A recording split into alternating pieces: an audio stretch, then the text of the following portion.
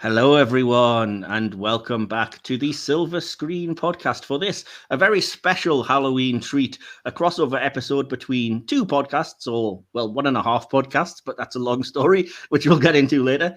As you'll have seen on social media and again on our banner and everything, we're reviewing a particularly gruesome, scary movie for this sort of spooky season. We're going to look at The Thing. That's John Carpenter's original, not the 2011 prequel, which bizarrely has the same name. Don't get me started. But as usual, as I said, I am joined by my normal podcast co-host, DK. Hello. Or D. Creedy, as he's labelled himself, in I presume a vain attempt to try and look as cool as Kurt Russell. But, you saying I'm not? And... well, I mean, dude, you'll never be as cool as Santa Claus. Come on. And as I said, this was intended to be a crossover between us and the Big Screen podcast. Unfortunately, one of the Big Screen hosts, Will, couldn't be with us. You'll have seen him all throughout the two channels that we have, this and the Trek one. He's had a bit of an emergency, which I won't get into for the sake of his own privacy, but suffice to say it was an understandable sort of home emergency, which has meant he hasn't got power or the ability to join us today. But he has sent me through his conclusion and score, which we will talk about at the end. But we do have the other half of the current Big Screen podcast lineup. Theo Stokes is joining us to talk all things The Thing. Hello. Theo with the very appropriate, was it Among Us little avatar? So, yeah. I mean, it was, thanks for joining us, Theo. It was nice that we were able to at least get 3 out of the 4 of us together for this. So glad to be here. Awesome. And I'm presuming you've seen The Thing at least now, if not before. Okay, so I've seen The Thing before, but it's been a while, so I might be a bit rusty, but I am familiar and I'll know most of the stuff we talk about, don't worry. That's fair enough. That's no problem. DK, I don't know why I'm asking this, but I'm assuming you've seen The Thing a lot of times, probably. Once or twice. Yeah. And I've seen it a couple of times already, but I did just literally a couple of days ago watch the Arrow video Blu-ray release that I recently got. Didn't have a chance to delve into the features, but my word, I thoroughly recommend getting it because there's a lot of stuff on there. But yeah, enough bragging. As if you are new to us, what we do here is we start off with a little kind of behind the scenes information and stuff. Then we break down the film in just random categories that we have, acting, directing, etc. It's not necessarily linear, but if the conversation flows a certain way, that's where we go. If you haven't seen the movie, then beware of spoilers, obviously. We'll give conclusions, scores, audience interaction, and all of that business. But before any of that, as this is a very special episode, and as we've been doing lately, I do have a game prepared. Unfortunately, it is a visual game, so if you are listening to this on audio, you will have to go over and watch our YouTube video to get the first round out of the 2 that we'll be playing today. But yeah, it'll just cut to the next part here on the audio version, or you'll just hear people discussing things that you can't see. Yeah, you're a braver man than I, Mr. Wilson. Oh, I'm set. Believe me, I'm ready. I launched everything up like 20 minutes to 7, and I was like, right, I'm getting everything ready, making sure it all works. So a game? Yeah, indeed. Yeah, we're going to do 2 different rounds that I've got ready. They're all more or less Halloween, spooky, kind of horror movie-ish based.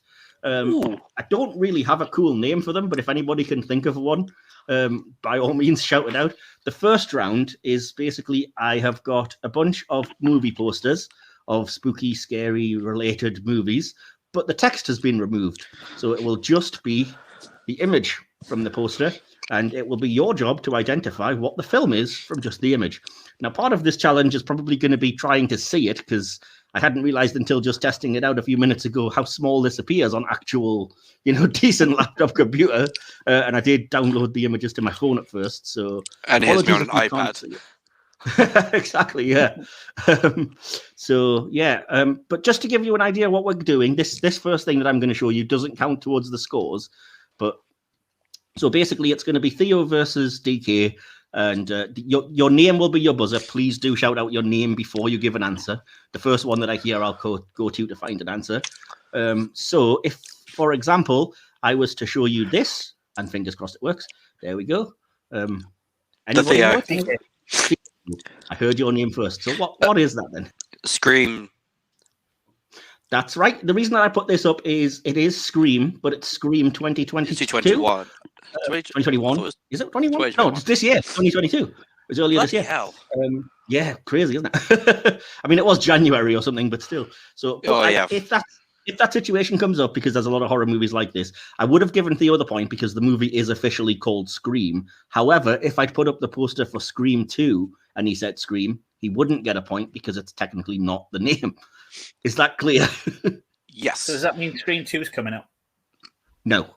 Oh shit! But there might be like sequels to films that I wouldn't take the first of the series, or there might be like a reboot which has the same name. In which case, fair enough. If you don't know the exact year, or you don't want to say like the one with such and such in or whatever. My man's going to bring up like Nightmare on Elm Street, The Dream Child. You don't know how close you are. Oh, shit. So anyway, I've got 20 of these, so hopefully it won't take too long. But are you both ready to go then? Yeah, why not? Yep, I've had my fish finger sandwich. Very appropriate for people hanging out in the Antarctic later. But yeah. So let me just find.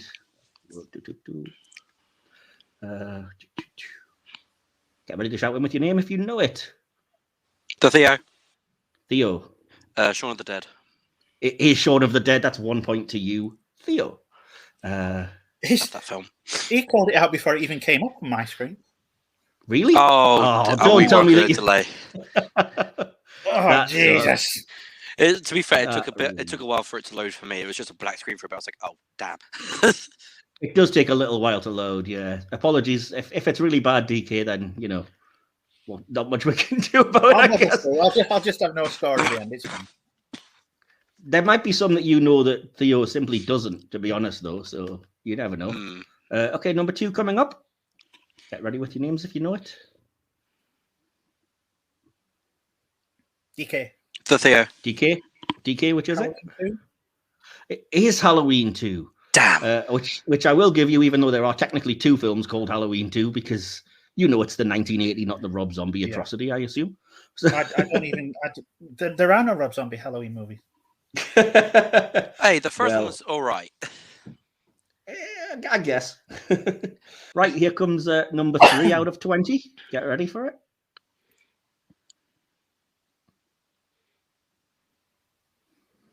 The Theo. Silent. Theo. Dusk Till Dawn. It's not Dusk Till Dawn, I'm afraid. Oh, DK. frick, it's not. DK. Dawn of the Dead. The Zack It Snyder is. version. It is Zack Snyder's Dawn of the Dead. Didn't need the extra info, but appreciate it all the same, DK. Awesome. Right. Let me get rid of that. Damn it. I'm beginning to think the only hope I have is if Theo gets it wrong. Like I said, he doesn't necessarily have to know them all, I'm kicking myself there because, frick. Okay, this is probably going to appear smaller than I would like it to on the screen, so apologies in advance. I've heard that before. So yeah, get ready to jump in with your name as soon as you can see it and know it. Theo. Theo. Nightmare on Elm Street.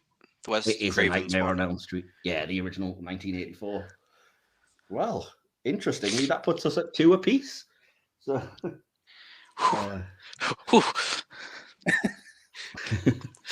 everybody take a moment, breathe, feel the tension. You can't see you all sweating bullets. You both definitely just really want to win this. It's quite obvious. Right.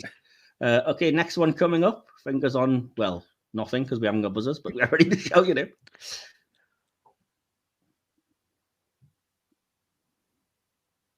The Theo.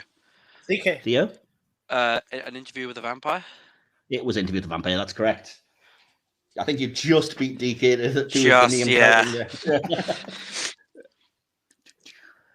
So hopefully the delay isn't too bad. Yeah, so that's 3-2 to Theo at present. Let me grab the next one. I didn't know this was happening. I'm so happy this is happening. I have a second round as well, which is probably going to be a lot less awkward because Will never gets games for me. He just wants me to work.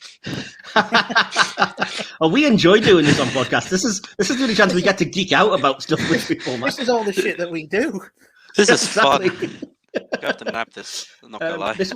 This next one again might appear a bit small, so apologies if you have to squint a little or something. But it's coming up now on your screen, hopefully. The Theo. Theo? Nightmare on Elm Street, The Dream Masters. It's not the Dream Masters. DK. Nightmare on Elm Street 3, The Dream Warriors. It's Nightmare on Elm Street 3, The Dream Yeah. Warriors. That's Dream correct. Warriors. Fuck. See, he'd answered before it had even come up, so I'm just relying on Theo getting them wrong now. Well, it's working. It's I'm now hoping 3 his apiece. mum's gonna make a pin in those fish fingers. Quick question: if I said Nightmare on Elm Street 3, would that count, or does that have to be the full title? Yes. No, you don't need to know the full. I mean, Nightmare on Elm Street 3 would have been fine, obviously. So. Okay, noted. Right. Yeah. But yeah, Dream Master is 4, I believe, so that technically was wrong. Yeah, it's because it's Dream Warriors, Dream Master, then Dream Child.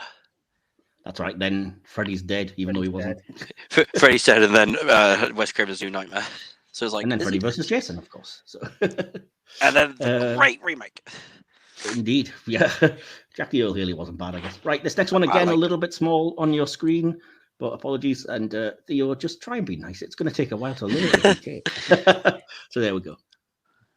DK. The Theo. DK, I heard you first. Freddy versus Jason.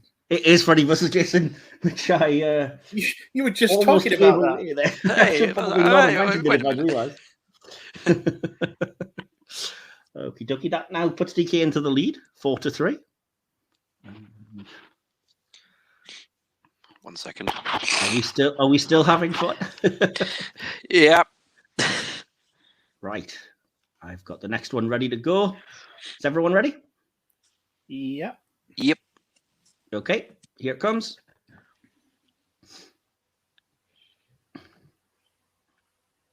The Theo. Theo? I know what you did last summer. It is I Know What You Did Last Summer to tie the game again. That's a good poster. It is nice, isn't it? It threw me off. Well, it's very distracting when you have to look at Sarah Michelle Gellar just in general. Right, if everyone's ready, this might be a free-for-all, but here we go with the next one.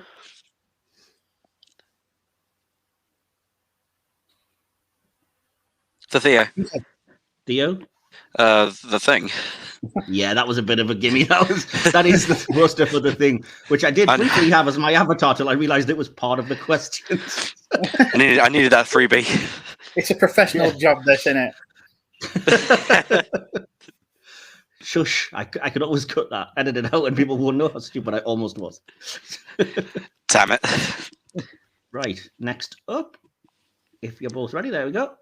It's coming through now. The Theo. Okay. Theo? The Silence of the Lambs. It is The Silence of the Lambs. Again, that was a very close one. DK was like a fraction of a second behind you there. Oh. Just getting us all warmed up and into the horror mood before we talk John Carpenter's The Thing. See, I like to think I'm a horror person, so I kind of want to win this. Well, yeah, you're currently... I'm the same. I'm just being let down by my laptop. Yeah, that sucks. Technology letting everyone down. Yeah, this one probably is also going to be a free for all. This one, I'm not going. I'll explain later. But yeah, it's coming up now.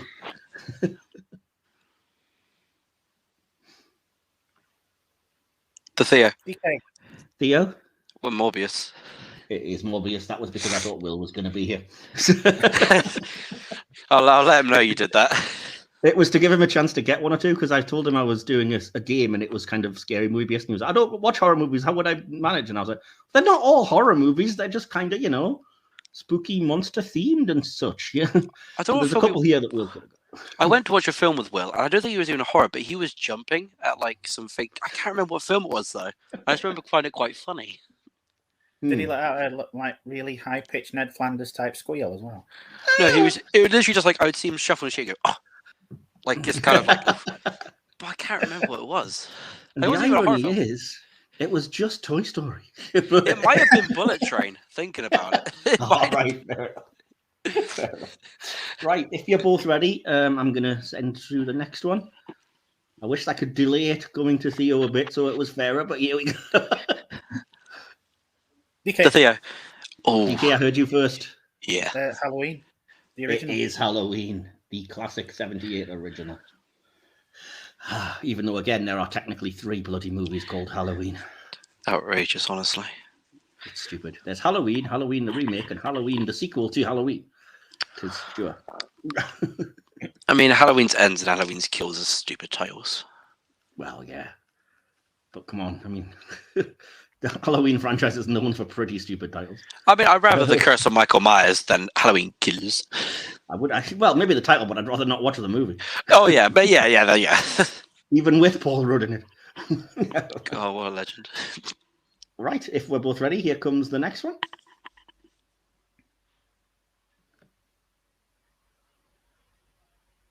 The Theo. Theo? Constantine. It is Constantine. That was another one that was there for Will, and a bit for DK. I'm counting these as being, monster, scary-ish themed. I'll give you Constantine, yeah, I'll give you that.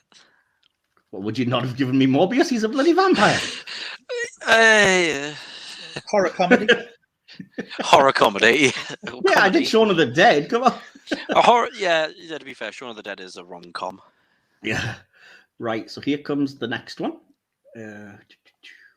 Fingers on nothing. The Theo. Theo. Monsters versus Aliens. Theo, that was too quick to know Monsters versus Aliens. I'm not proud of it. I'm not proud of it, but that was again my futile attempt to put in something that wasn't exactly horror, so Will could have had a chance to get it. Hugh Laurie. Anybody know if he's seen Monsters versus Aliens? Would he have got it? Who knows? It's a little sad, I will admit. I think I have the DVD on my shelf, actually. Oh, man. I saw it once because it was on TV one Christmas, and I thought it was dreadful. Sorry. God, this is like, I used to watch this as a child, like, constantly. Yeah, that's fair enough. Right, here comes the next one, if you're both ready to shout out. The Theo. Theo? Beetlejuice. It is Beetlejuice, that. DK has just given up, I think, now. He's I'm sorry. The Theo, and like my little thing's just buffering away. Oh, sorry, man. It's all right. Theo's having fun. At least in the next round, you might have you both can hear me at the same time, I assume. So I've heard the next. Another visual. I was just heard. I've heard a lot about this next round. I'm a little nervous for it. Well, we'll get there. Don't worry. It'll be a little while, but we'll get there. I'm on equal footing. That's not good. We have another 5 to go. Currently, the score is 10 to Theo and 5 to DK. So, DK, you will have to get all 5 of these to tie the score. I believe. We're going to play them all anyway, because what the heck, I've got them ready. So here comes the next one. Or maybe people are playing along at home, you never know. The Theo. Okay. Yes, Theo? Aliens versus Predator. It's not, technically. DK, do you want to correct them? AVP? Do you know what? I'm feeling generous. I'm going to give you AVP. It's actually Alien versus Predator. Aliens versus Predator. Okay. I see how that's... Ordinarily, I would have given you it, Theo, but in fairness, you were 5 points in the bloody lead, man. No. I think you should, honestly, mate. I think you should give him that one because... Nah. AV. Consonant. Like I said, normally I would, but I'm trying to help you out here, man. Let's just abuse the dyslexic person. Okay, it's fine. Oh, now I feel terrible. It's fine. We'll give it to DK. Points all around. Point on the house. Screw it. Yeah. Right. So here's the next one. Another even Will could have gotten this special. The Theo. Doctor Strange with the Multiverse of Madness. Correct, exactly. I'm being very careful now. I don't want that coming out of my mouth. Can't blame you. Right, 3 to go. I mean, DK, you've already lost, but we're playing for pride now. Okay. Here comes your anti-penultimate one.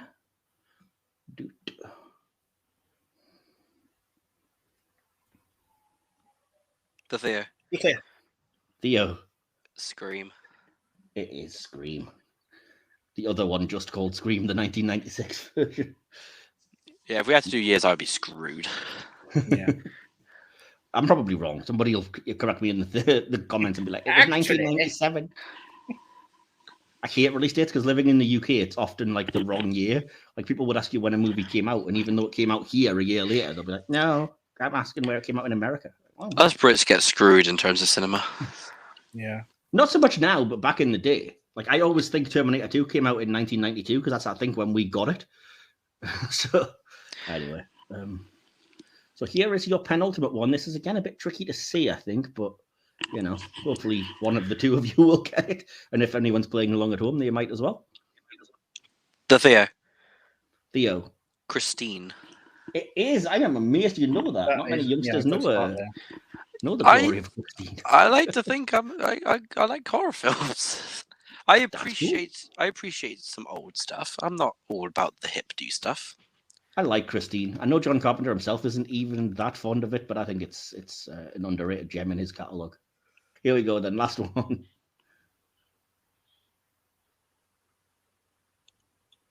The Theo. Yes, Theo? First house on the left? Nope, it's not first house on the left. Or last house on the left. DK. Sam Raimi's Drag Me to Hell. Exactly right, DK. Well done. Not that I'm obsessed with Alison Lohman or anything, but yeah. Well, who could blame you? Well, not that it matters. It doesn't really make a difference to anything. That puts you on 7 points, DK, but Theo with 13 points and a solid 6-point victory over DK. So that's the only poster I haven't recognised so far. All the other ones I recognise, that's the only one I have no clue what that is. Have you seen the movie? No, I've Wow, never seen this. It's a really good movie, mate. What's it called? It's Drag very to Hell? good. Drag Me to Hell, yeah.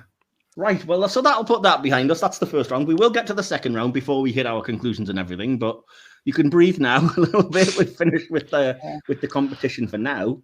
I'm currently channeling McCready wanting to pour his drink into the computer. Cheating bitch.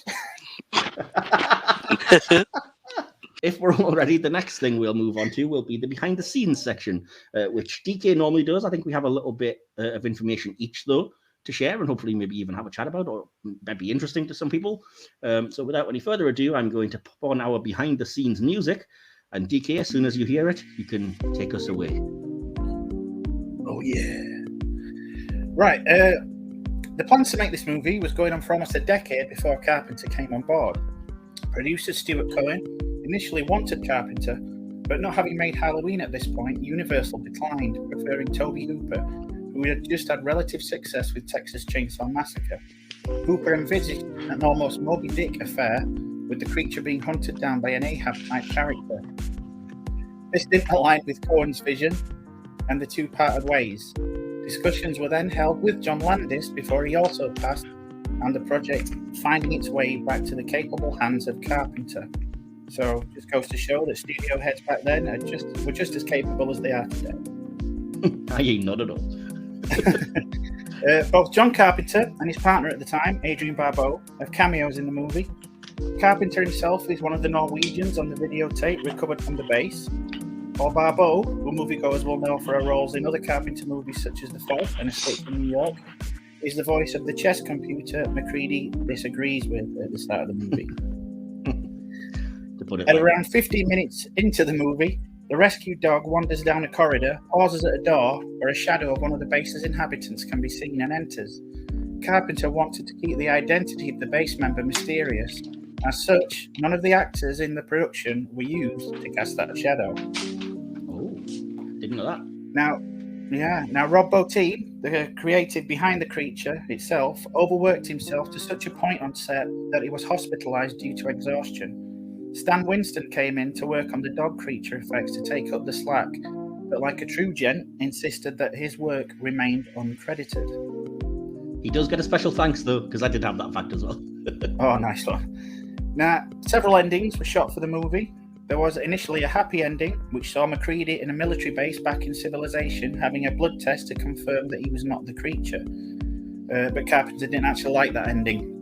There was also a more downbeat one, where the entire crew died and the creature escaped once more in the form of a dog. Again, Carpenter wasn't that keen, and he preferred the ending that we ultimately got, the ambiguous one. The movie was a box office bomb, which dispirited Carpenter, as it's the movie he's most proud of. It was such a disappointment at the box office that Carpenter was dropped from a multi-picture deal that Universal had him under. Released in 1982, both this movie and Ridley Scott's Blade Runner had to compete with E.T., and neither stood a chance. However, since then, both have received the recognition they deserve and are both lauded as classics of the genre. It's safe to say that had The Thing been successful, Carpenter's career post The Thing would have looked very different in many ways. So I think it's kind of a blessing, as we wouldn't have had some of the movies that he's given us since. Indeed. And last one. In August 2003, a couple of die-hard fans, Todd Cameron and Steve Crawford, ventured to a remote filming location in Stewart, British Columbia. And after 21 years, they found the remains of Outpost 31 and the Norwegian helicopter. The rotor blade from the chopper now belongs to Todd and rests in his collection of memorabilia from the movie. Awesome. Oh, that's cool. Awesome. Nice. Well, I just have a few things, as I said. So the first thing is related to what you were saying about the alternative endings. I did find that the writer Bill Lancaster's original ending had both MacReady and Childs turn into the Thing. In the spring, the characters are rescued by a helicopter and greet their saviors with, "Hey, which way to a hot meal?" Quite a spooky alternative ending, but apparently Carpenter thought that was too shallow. In total, Lancaster did 4 drafts of the screenplay. The original novella on which it's based, which is called Who Goes There, did end with the base crew being victorious, defeating the Thing, but worried that a bunch of birds that they see flying past might have been infected and could be spreading it to the rest of the world, much like the sort of paranoid projections that we see in this film. Carpenter opted to end the film with the survivors slowly freezing to death to save humanity from infection, believing that to be the ultimate heroic act. But eventually Lancaster wrote the ending we got, which eschews a Twilight Zone style twist or the destruction of the monster, as he wanted to instead have an ambiguous moment between the pair of trust and mistrust, fear and relief. And we'll talk about whether we think it worked or not later, but I think we all probably will end up liking it. Let's see, what else have we got here? As I mentioned, the film was based on it was written a long ago, which has previously inspired a movie called The Thing from Another World in the 50s, a bit of a 50s B movie. Carpenter is a fan of that film. You know that because he actually has the characters watching that film in Halloween 1978. So he'd already kind of shown an interest before he remade it. The stars of the original weren't too fond, unfortunately, of Carpenter's remake, calling it everything from vacuous, shallow, over the top to a great advertisement for JB whiskey, which, fair. The film's initial premise, as in the original film, was based around the likes of the fear of communism in the wake of the Red Scare or the Reds Under the Bed stuff and the McCarthy hearings. This version has similarly been compared to other metaphors that might be more appropriate for the time, such as the fear of homosexuality, the HIV and AIDS epidemic, Cold War tensions, and post-Vietnam fatigued counterculturalism, as it's called. As D.K already said, the only female presence in the entire movie is the chess voice, which is provided by Adrienne Barbeau, suggesting perhaps a sort of undercurrent of toxic masculinity, particularly as the chess computer isn't treated very well, being called a cheating bitch, and with MacReady already emphasizing that he would rather destroy everything than lose, which kind of comes into play later. The Atlantic's Noah Berlatsky said that unlike typical horror genre films, women are excluded, allowing the Thing to be identified as a fear of not being a man or of being homosexual. Vice's Patrick Marlborough considered the film to be a scathing examination of manliness, noting that identifying the Thing requires intimacy, confession and empathy to out the creature, but male frailty prevents this as an option. Trapped by pride and stunted emotional growth, the men are unable to confront the truth out of fear of embarrassment or exposure. Berlatsky noted that MacReady avoids emotional attachments and is the most paranoid, which is what allows him to be the hero. This detachment works against him in the finale, which leaves MacReady locked in a futile mistrust with Childs because each doesn't really know the other. And the very last thing that I wanted to say about this is, I have to mention this, it's a little bit shallow, but if you haven't seen it, there was a remake of this movie, a very short remake done with the characters from Pingu, which I'm going to have to link in the comments because it is brilliant. It is an episode of Pingu, but with the plot of The Thing, and it is exactly as hilarious as you would imagine. So, is this a real thing and not a parody? It's a real thing. I mean, it wasn't an actual episode of Pingu. It was a parody made by somebody, but like in the style of Pingu, so it's full on stop motion animated. It looks exactly like an episode of Pingu until, you know, people start bursting open and spider heads crawl around and what have you. But it was just weird. I think somebody put 2 and 2 together and were like, Antarctic setting, Pingu and The Thing. So yeah, I think it's called The Thingu, and it is available to watch free on YouTube. It's only like 6 or 7 minutes long, but still pretty amusing. So yeah, that would conclude what I know, and that ends the behind the scenes section. So we'll turn off the jazz club music. So Theo, did you learn anything from all of that rambling or not? The only thing I really knew from what you guys are saying is I knew about the whole Halloween, The Thing from Another World. I have seen The Thing from Another World. Oh, cool. I have the DVD.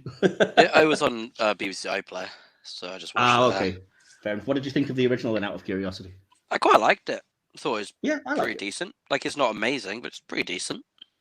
For a 50s B movie, it's one of the better crop. It's not as good as some of my favourites, but I have given it a full review on my letterbox.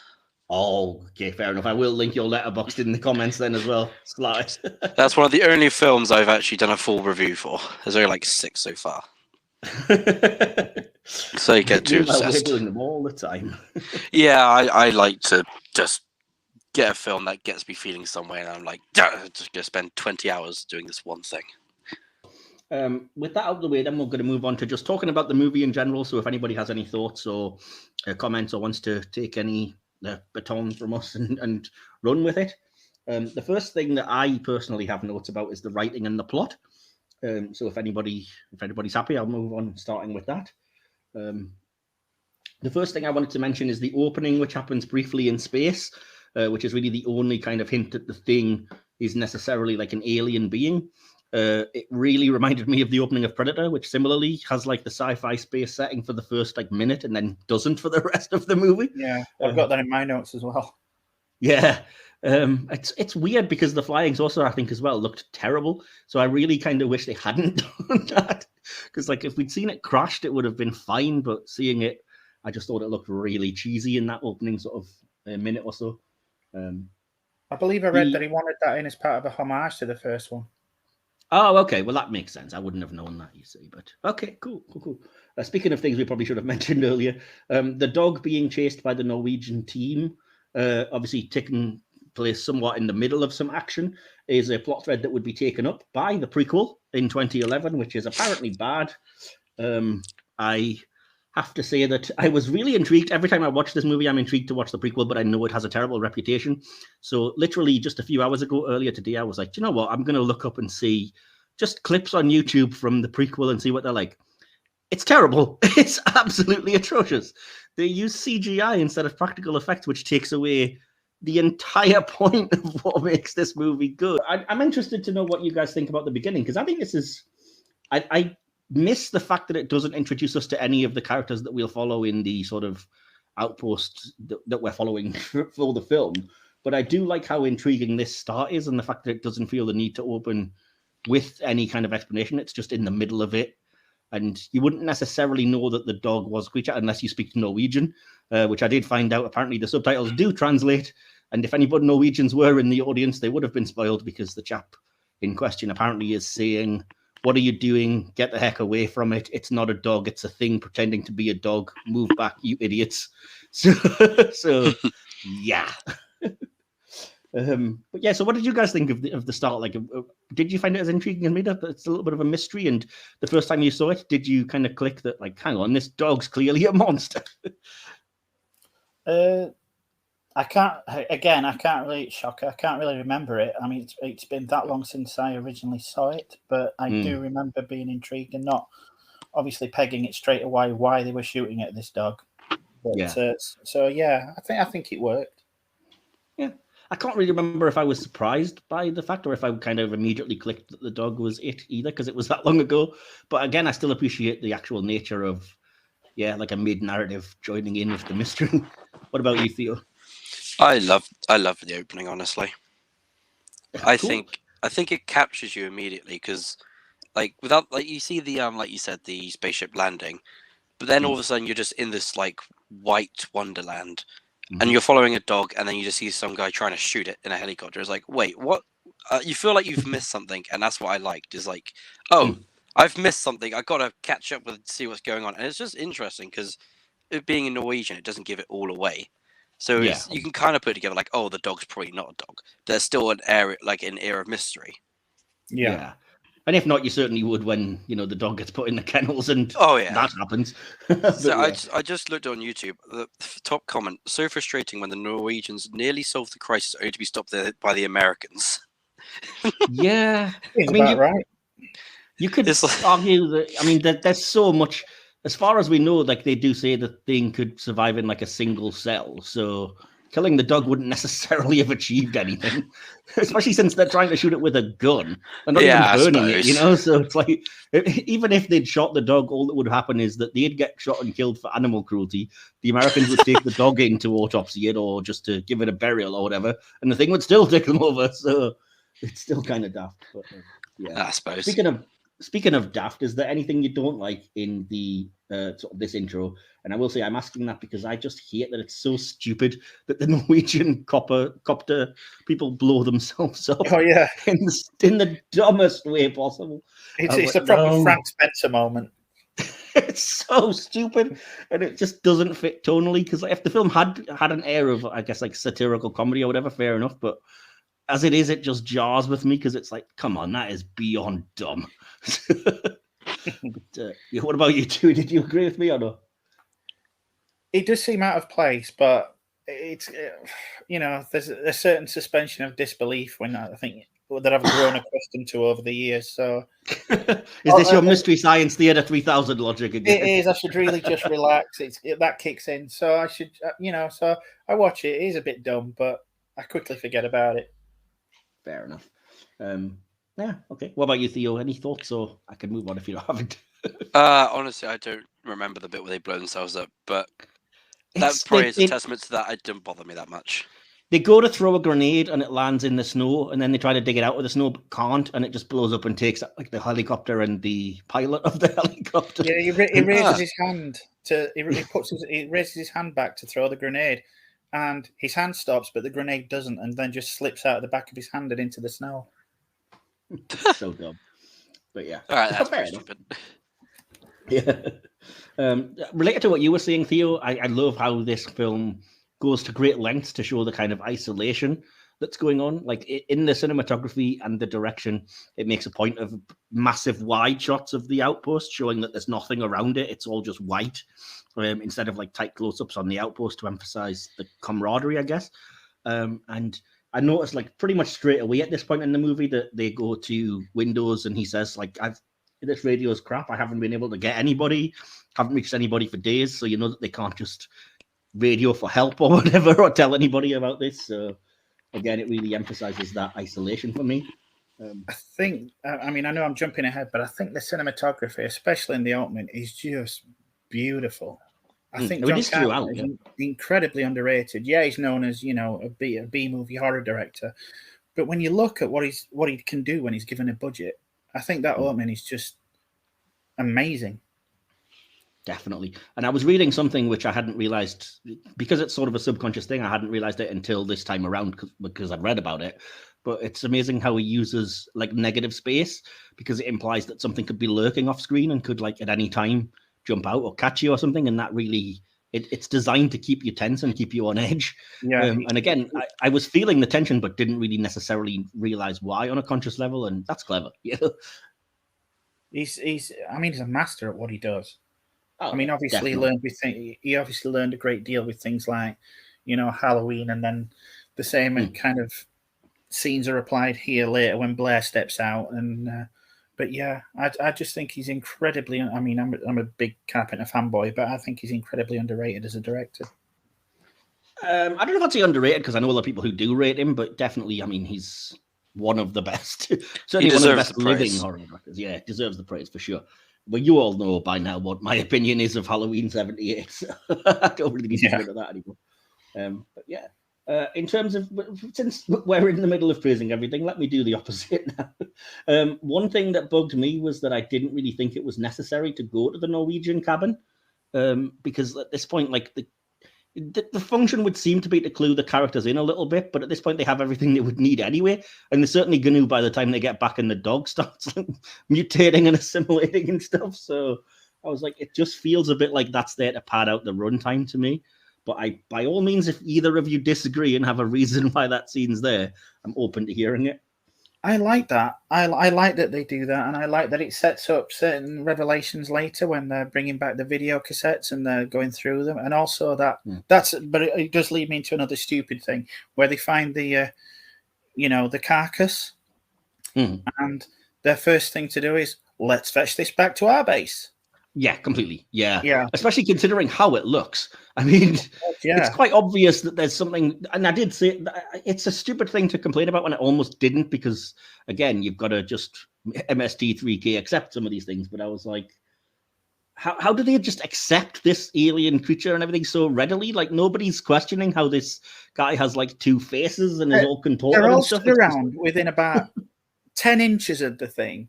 It's still smoking. None of them are wearing masks. I would be in the corner throwing up like a scene from The Exorcist.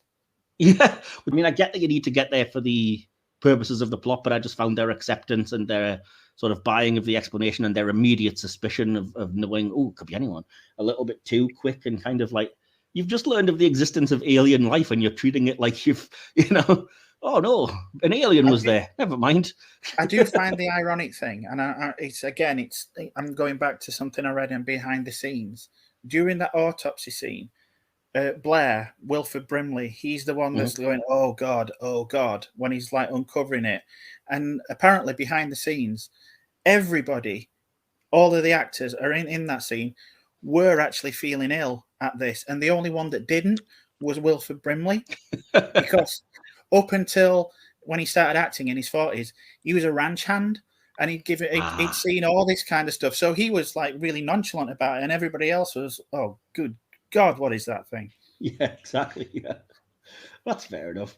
My next note is kind of, it's mean, but it's kind of, I disagree with you because I say I don't think we needed the videotape exposition. At this point, it's like a hat on a hat, because we've even been to the cabin and yet we're still watching the videotape. And I was like, there's a big revelation that like, oh, this ship's landed there and it's been there 100,000 years. And I was like, that doesn't affect anything at all. It doesn't matter to the plot. It could have arrived yesterday and it doesn't affect anything. So why is that there? Yeah, anyway, that was just my thoughts on that. What was I going to say? I do like how they gave a little homage to the original movie in that in those video cassettes. In what way? I'm intrigued. Where they're doing that entire thing where they're spacing out the circumference of the ship. Okay, cool. I'm assuming you've seen the original as well, then. Oh yeah. That is like a direct lift from the original, except in the original they like plant C4. Like, oh, we need to throw out this spaceship. Oh, let's blow it up. That's gonna work. Fair enough. Do either of you have a good reason why it has to be 100,000 years old? See, I like the idea that if it's that old, then it kind of infers that maybe like this isn't the only thing out there, and it kind of like it plays on the idea of like it could be. Because if you were talking about like it being like this was originally something to do with like the red nation or the communists, it kind of has that air of like there could be other things out there, but we're not aware of it, and it kind of sets to this mystery of like, so is this a self-contained? Is this the only thing on that ship? Because it's a big ass ship. Yeah. But it's like, is it surely it can't be just that one thing, because it's way too big.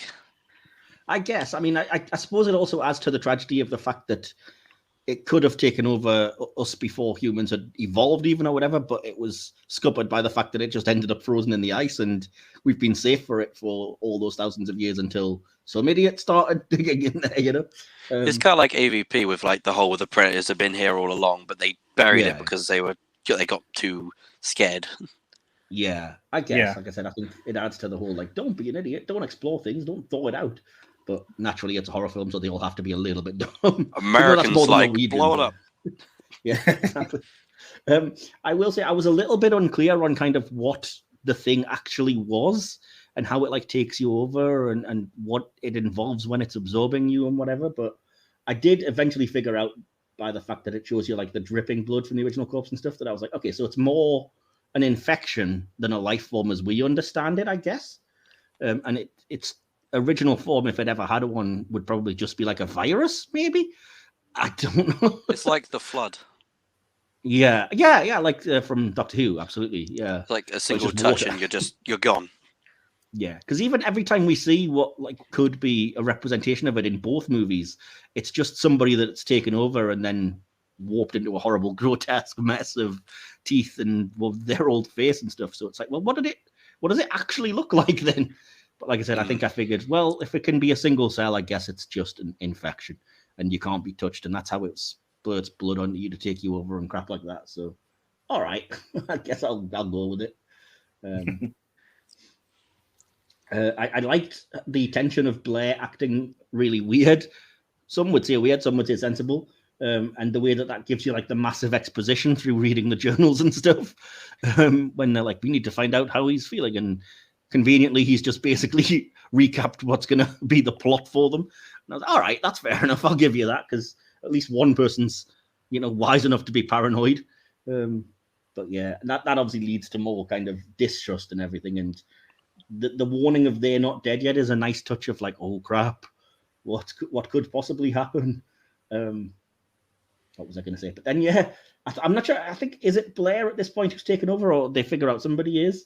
And what they say is, it can't be true. I've known him for years. He's my friend. And I was like, doesn't make a lot of sense with the kind of plot as it's presented, but it does kind of seem to reinforce the whole not knowing that they're secretly gay or they might have HIV or whatever, because that's something you hear a lot. It's like somebody comes out of the closet and you would hear somebody go, I've known him for years. He was a friend of mine. I had no idea. I never picked up on that angle, but yeah, now you're bringing it up. Yeah, because it doesn't really seem like why would you say like he's been a friend for years if he's just been taken over by the creature? It doesn't really jibe, but I picked it up as more of a metaphor, like I said. But again, I could be reading too much into it, but I figured that makes a bit of sense.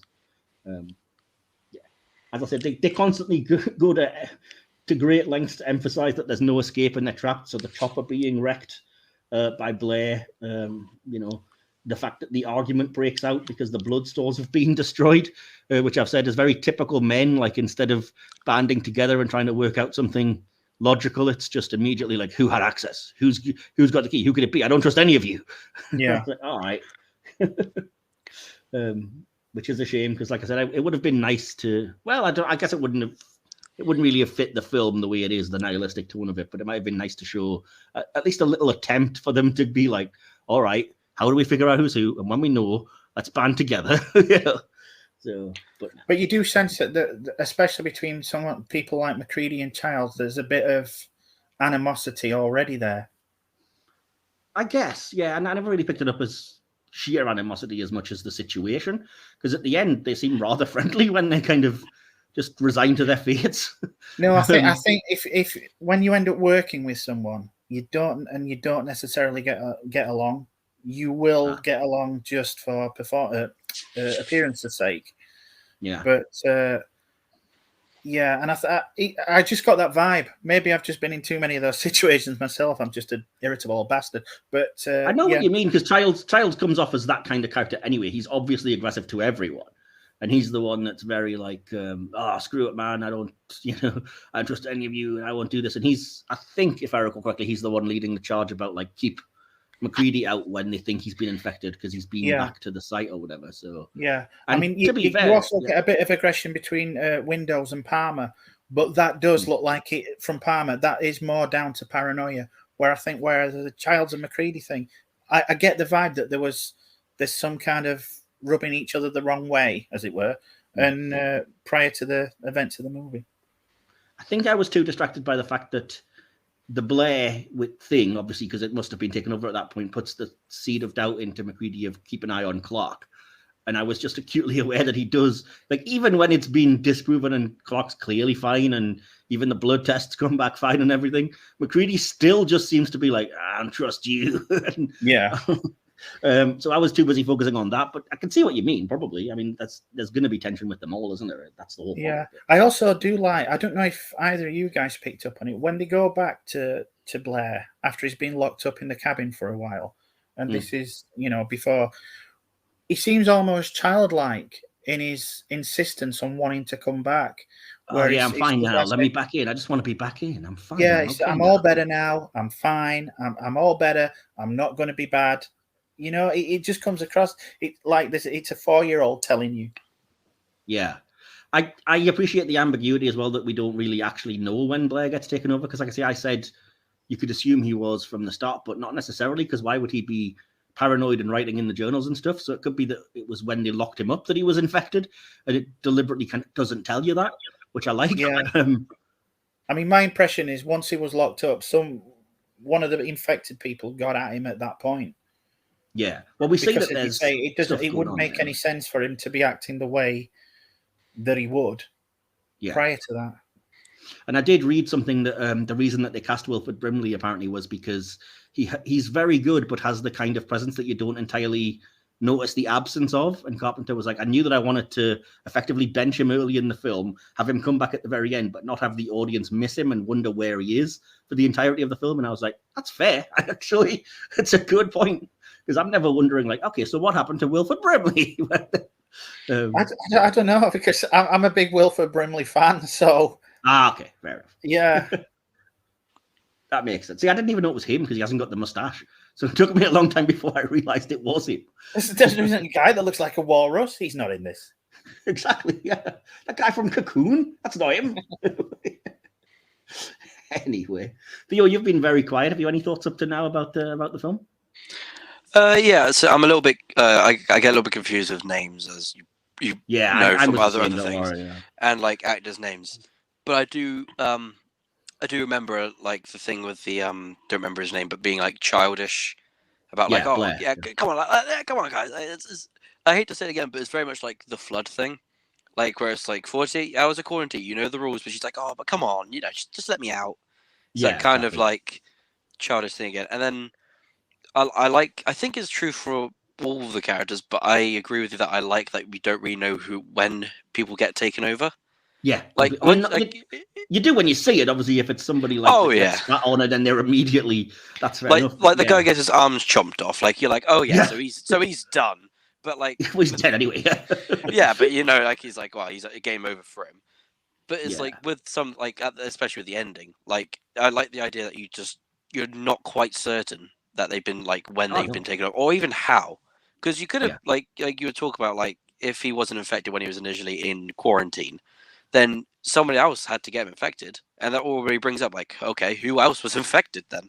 Like, it already brings up the idea of, like, there's others in the room that are already infected, and you don't know yet. See, I read it, maybe this is because I'm too paranoid, but like I said, when I realized it was, like, a single cell is enough to take you over kind of thing, I was like, we don't know, like, we presume he dug the tunnels and whatever underneath where he's trying to build something, but we don't know if there was something maybe under there the whole time. Because it's it's not like it's a secure area; it's just more ice. And I was like, how scary would it be if he was locked up in quarantine? The thing, whatever it may be, kind of went to get him, and he was locked in there with it, and he was innocent the whole time. It was like, oh, that's a chilling thought, It's a horrifying idea of like just like mass hysteria and paranoia that like even if someone is like 100% clear and innocent, like you were saying about Clark, I think you said, that there's still this air of like not trusting or not believing them, even though it's proven. And that kind of plays into the whole film rather well. I like that. You never get a sense that all the characters like each other or trust each other. Oh, no, definitely not. And especially with the main character. Is McCready, is that how you pronounce his name? McCready, yeah. But the only thing with McCready is I feel like other people should trust him sooner, because I remember when the first thing gets outed and he has that massive speech of like, I know I'm not infected and I'm not dead, so I know some of you are not. You think the other guys would be like, right, he wouldn't be saying this if he was the thing, because he's basically just outed out the best technique to like clear the thing. You say that, but you don't know how clever the thing is, because like I said, the fact that when it's got Blair, instead of being like aggressive and trying to break its way out, it's clever enough to be like, okay, I'm just going to pretend I'm fine and then see if it'll sneak me in. So you don't know how devious it could be. It could have been like, you get a similar thing. I know. See, I always got like the intention that it was like it lays dormant until it's Yeah. outed. So that like Oh. what was his name? Sorry, the guy behind bars, the quarantine guy. Blair. Blair. Like I was under the impression, at least the first time I watched it, that Blair had it, but it wasn't activated yet, and it was like I being see. patient. And then as soon as it was like outed, it was like, right, Hail Mary, I'm gonna make myself a giant monster and try and kill these guys. Yeah. And obviously it fails because they burn. They Yeah. burn him in a pretty. Obviously, yeah. And honestly, the only scary scene for me in the film is when he's like doing his in the snow. That's the only part of this film that I'm like, I don't like it. It's scary. I didn't really remember for whatever reason the initial idea of them like suspecting McCready and locking him out, and then him kind of aggressively forcing his way back in, and I'll kill you all if you don't let me in, and I'm frozen after death, and I look like Santa Claus, which I guess I will be in a few decades. But so yeah, that struck me as a little bit odd because I was like, I'm not sure how to feel about this because obviously we know that he's not outed at that point in the film, but I kind of understand their suspicion, and I'm kind of like, yeah, I don't know if I would act any differently, to be perfectly honest. I'd be like, yeah, fuck it. Just leave him out there, even if there's a chance, I guess. I'm not actively killing him, but he's not getting in here. So trolley I problem. probably wouldn't have let Knowles in either, like, but, never mind. Speaking of Knowles, I also read in the behind-the-scenes stuff, apologies, I know there's a lot of this kind of crap, but I read somewhere that a relatively famous black comedian was almost cast in the role. He had a successful audition, but he didn't actually want the part. He used the opportunity to rant about how Knowles was just a big stereotype. And I was like, I kind of see where he's coming from, but I think he was a bit harsh. So I'd love to know if you guys think Knowles is also just a black character stereotype. To an extent, you could say that. It's not without validity. Yeah. I mean, yeah, the fact the jive talk and the Stevie Wonder. The large music and the loud music. I hate that the supposed hero kills Clark in cold blood and he was innocent the whole time. I was like, oh, that doesn't sit well with me at all. But yeah, I do like that at least the film points it out, and when they realize he was innocent because of the blood test, it's like, I guess that makes you a murderer, don't it? I was like, yeah, exactly. I get it though. I mean, that's the whole point, is paranoia can make you do horrible things, can't it? But still, don't love it. But in fairness, I mean, it does put it forward so that you as the audience do suspect Clark for a lot of it until that happens. So it kind of throws the audience off balance as well, because by that point, you are convinced he's one of them. Speak for yourself, but okay. No, you don't think... Unless it was a clever ruse. Yeah, I never suspected. Well, I don't know if I've suspected all of them, basically, because I'm that kind of person. So I'd be terrible in that situation, because I'd be locking myself in a room alone and being like, nobody come near me. I'm just a single one of you. I don't remember particularly, like, specifically thinking of Clark as like, oops, suspicious. And I do think I was probably like, no, it's too convenient that Blair is just like, keep an eye on Clark. Oh, I was like, well, because how would he know?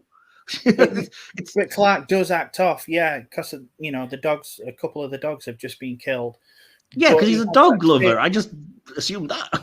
Yeah, but he has that same kind of, and I think it was intended that way, because when you first see the dog and they're going about the business, the dog is just there staring into space or staring out the window, and they give Clark that same kind of intensity. People are talking to him, and it's just 1,000-yard stare. I didn't notice that, but that's fair enough. I can understand where you're coming from with that. Yeah, I didn't pick that up, but it makes sense. Although I do remember somebody asking him how long he was alone with the dog, which I guess is also to put it in your head of like, he's had plenty of time to be taken over. You never know. Yeah, fair enough. I obviously, this is the next scene that we would come to, so I have to say I really like the blood test scene. I love how cleverly they kind of point out the obvious, which is each individual cell is like its own separate animal. So that's why if you get the blood and hit it with something hot, it will sort of squeal and try to survive. And I think it's the best this is the scariest moment for me. It's the best mislead in the film, when they try to make it look like Gary's infected and McCready's arguing with him and like, we'll do you last, and then absentmindedly putting the thing into the dish that he's got, which then just jumps out at him and he's like, oh crap, because at that point I think even he was convinced it was going to be nothing and he would get to Gary and that would be the one that would react. But I love the way they play that because it's such a clever little mislead of the audience that we're focusing over to the left and something's happening to the right or whatever, you know. So I appreciated that anyway. What did you guys think, out of curiosity? I think it was really clever. Yeah, I think so too. I think it was it's like med-based scanning Among Us, you know. It's just like it's a visual way to clear anybody. But yeah, the whole like every cell is its own thing, and that's the only like twist in terms of like a character being revealed to be the thing that I was like, oh, damn, because if I'm correct, up to that point, the guy who's actually revealed didn't really have any evidence against him. Yeah, like, no, he that's seemed like what I mean. He was a pretty sound kind of character, like you kind of trust him, and then all of a sudden he just starts like jolting. And it's like, oh no. That's why I like it though, because I think it's, like I said, it's such clever misleading. Oh because yeah, it's great. The film is going to great pains to make you focus on Gary. Like, he's been acting weird the whole time. McCready's definitely seemed to have like singled it down to laser focusing on him. The camera's only showing him. It's showing their argument between the two of them. And the actual guy whose blood he's testing, like you said, isn't even on screen until it reacts. And then you see it, obviously him start to mutate or whatever. And then Gary and the people that are stuck tied up just be like, what the heck? Get us away from him. Get him out of here. I was like, yeah, exactly. That's another level of terror where you're like, these people that are in fact innocent are now tied up and basically just, you know, fish in a barrel for the thing. It's just like, thanks. Now they can't escape. I watched this. I watched it just a couple of days ago with someone else, and they've seen it several times now. And even now, they're guessing who is infected and who isn't. They can't remember. And I don't know if it's set up in that way so that it's there for rewatchability. But even now, there are times when I'm just thinking, is it him? Because it's just the way it's set up. I think they've done he's done a really good job with it. I think that's personally a bit of one of the flaws that I would point to, because I think part of that is the fact that no character other than like McCready and Childs, I guess, has any character. So there's nothing to latch onto. So I didn't really particularly care which one of them was infected because we didn't know anything about them at that point. Like, we got to know Blair, so I think that was fair enough and that was a good decision. And yes, I obviously, because of them being big movie stars, we know, Kurt Russell, Keith David, and Wilford Brimley now. But the rest of them, I was like, this could be anybody, and I don't really know who they are because there's been I have a fondness for Palmer. I don't even know. See, I don't even know who that is. Palmer's the one that did turn out to be the thing on the couch. See, I can't remember him doing anything until that point, though. Well, he's a stereotype, but he was your laid back 60s stoner type. He always had a blunt in his hand, and I think he was a pilot along with McCready of the helicopter. It mentions it at the start, and he wants to go out in the helicopter, and he immediately shuts him down, and so he comes out with that like deadpan line. Oh, okay, thanks for considering it. Yeah. Okay. Yeah. I get who you mean now, but yeah, that's the least developed kind of. Like, I was struggling because I knew I was reviewing it. I was like, I'll try and get a handle on who I could name, and like I said, I could tell you who McCready is, who Childs is, who Blair is. I know Gary because he's basically the base commander, and he's like the first guy to kill the poor Norwegian dude, which I felt was totally unnecessary because he breaks the window to do it, to shoot his pistol out of it, and I was like, just walk to the flipping door, man. What are you doing? Talk about over dramatic. You're in the middle of the Arctic, right? Now you haven't got a window to protect you from the cold.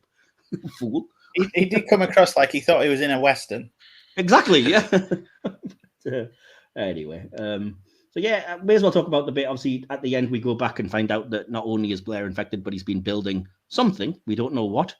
Whether it be, I think in the original, it's some kind of like nuclear weapon or atomic bomb or something that could potentially destroy the world. I think in here, it's hinted that it might be a ship to escape with or something. But then eventually they realize it's just given up and just wants to freeze, which again is another chilling, no pun intended, idea that it's just like, well, I'm defeated. They're all seeing through me. But if I just do what I did for like thousands of years, I'll go back, get frozen. Then there'll be a rescue team that comes and they will foolishly thaw me out because people are stupid. And then we'll try this again. So, like, yeah, I kind of appreciated that. It kind of reinforces like I always say, the nihilistic tone, like reinforced again by them saying, we're not getting out of here alive. At the very end, that's McCready and Childs, obviously, and Yeah, like I said, as you said, Theo, the kind of jump scare about Blair when he finally pops out behind him, and he clearly like assimilates Gary with that weird like touching his hand to his mouth, and then there being a bizarre, I guess, melding of skin or something. It's like a mushy mouth effect. I don't know how else to put it. And then it basically turns into a Tremors thing or a giant sandworm to pop out of them. Which is cool. I liked the effects on that, actually. I really did. And I loved that so when it comes out and it's a bizarre mess of like dog teeth and jaws, and then there's still one of the chap's faces at the top, like just waving around. I was like, all right, I appreciate the effects on this. This is pretty cool. Yeah. And then obviously, as I said, the ending, I really, really like the ambiguity of the ending, that you don't know if it's either of them, if it's both of them, and the fact that it ends, instead of in any kind of way that you might expect, it just ends with, well, we'll just sit here a while, see what happens. I was like, yes. Yeah. And I do know that there are people that have like tried to analyze every frame of like who is the thing at the end and stuff. I don't care. I don't want to know. There's theories about like, characters that aren't possessed always, the cinematographer puts a little glint or something in their eyes, and at the end, Childs doesn't have it, so it's clearly him. And I was like, I don't care. That defeats the point if you're looking for clues, as Carpenter himself has said. But then in his next breath, he says, like, but I know who the thing really is. I'm just not telling. And I was like, don't do that. I prefer there wasn't actually a clear answer, So yeah, that takes me through all of the like plotting and stuff. Before I move to the next bit, any thoughts on that from either of you? All of the stuff I've talked about.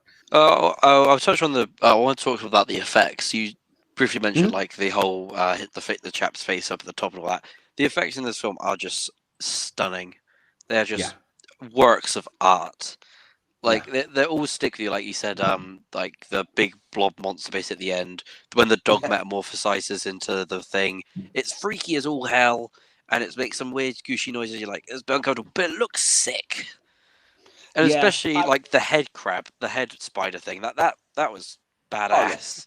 I do talk about that. It might seem like I've jumped over a lot of that, but I talk about it in like direction rather than like plot, because I'm assuming it was just written as like this person is revealed rather than the sheer detail of exactly how gross it is and what happens. But like you said, the guy, the chest munching a guy's arms off, which apparently they did by hiring an amputee and putting fake arms on him that he could then just tear off. Because you don't see his face in that shot, obviously. I was like, that's clever. I like that.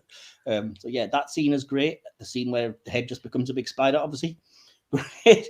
And as I was kind of hinting at, I like the fact that it clearly tries to show that whatever it's previously assimilated, it kind of remembers in some kind of genetic memory, because the bizarre thing at the end does have dog faces and dog jaws on it, as well as like the people that it's assimilated. So I was like, that's so freaky. It looks so gross and horrifying, but it's still identifiable because you're like, oh, look, it's part of a dog. Ew.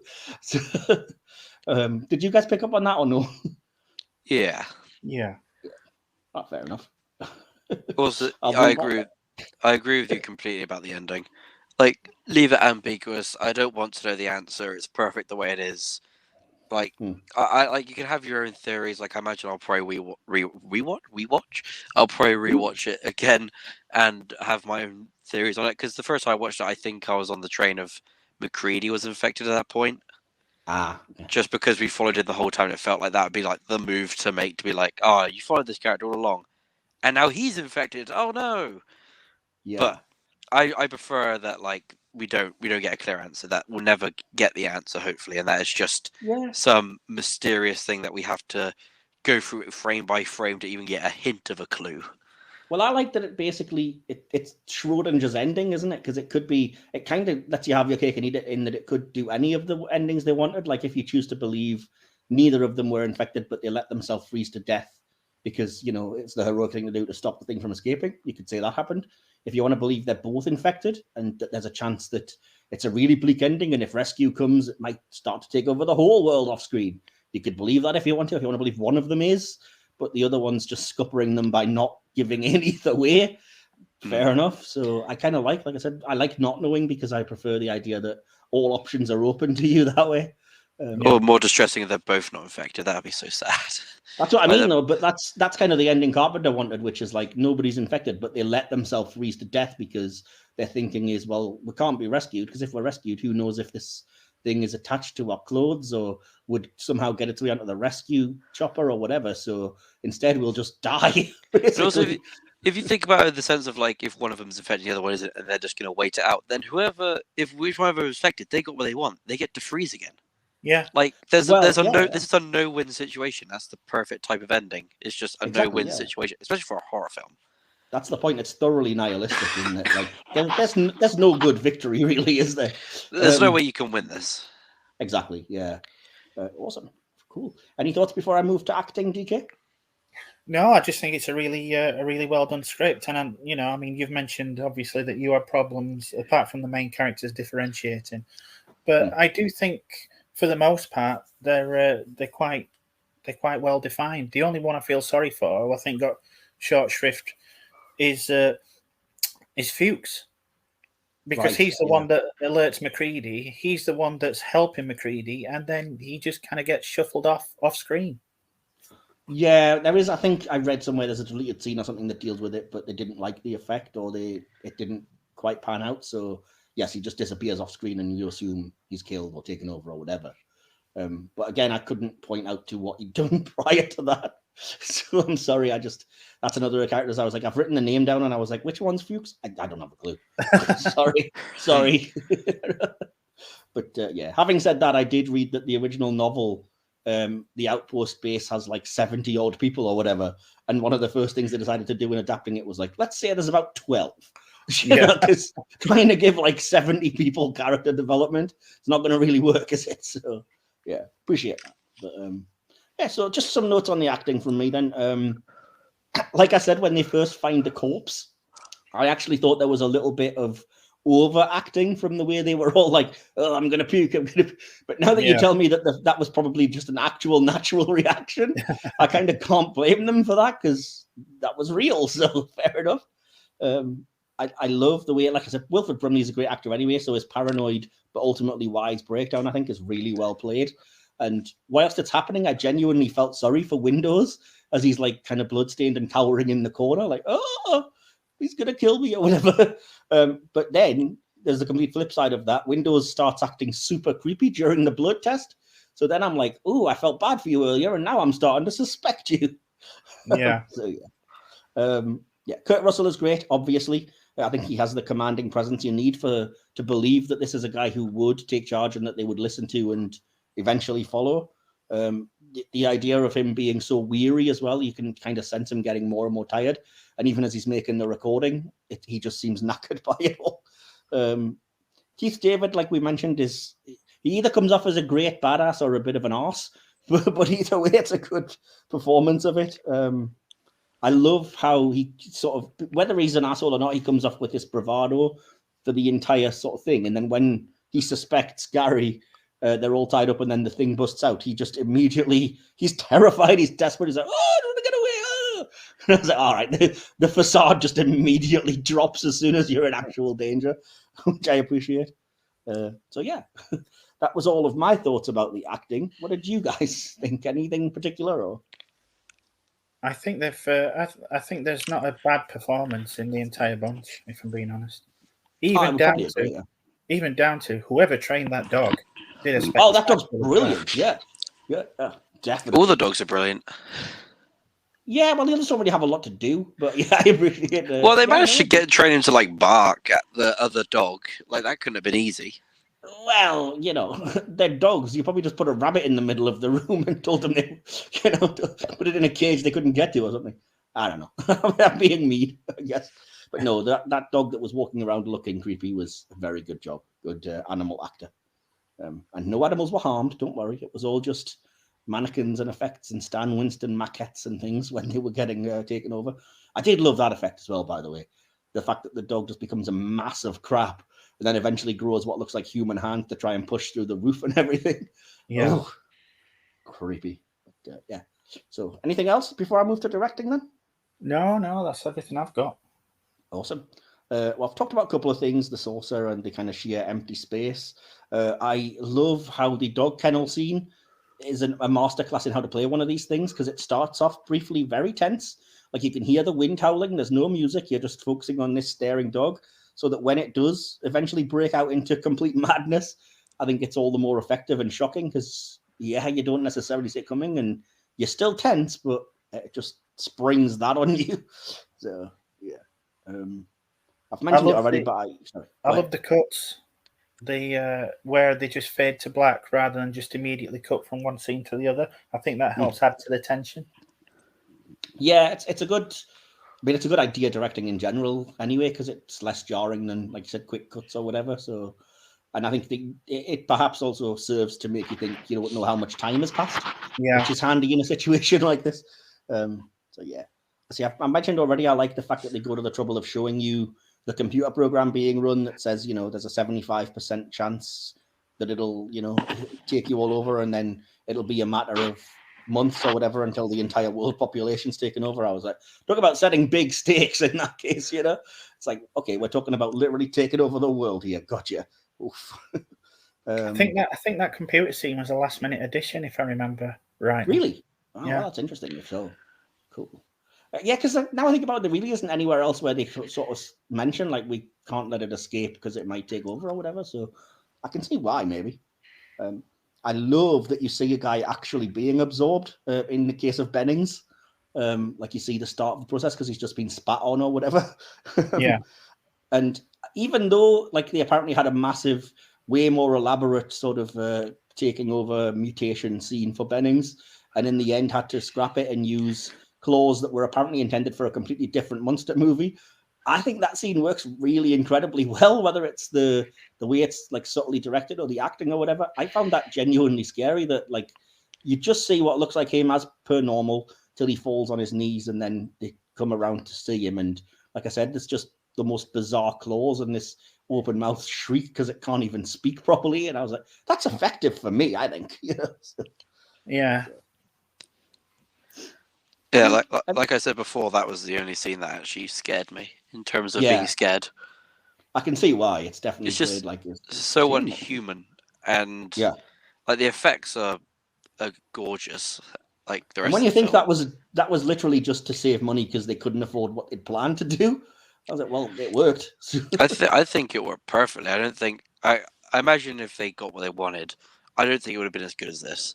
Because it was all over the top and like turned into a big blob monster, it would kind of ruin it.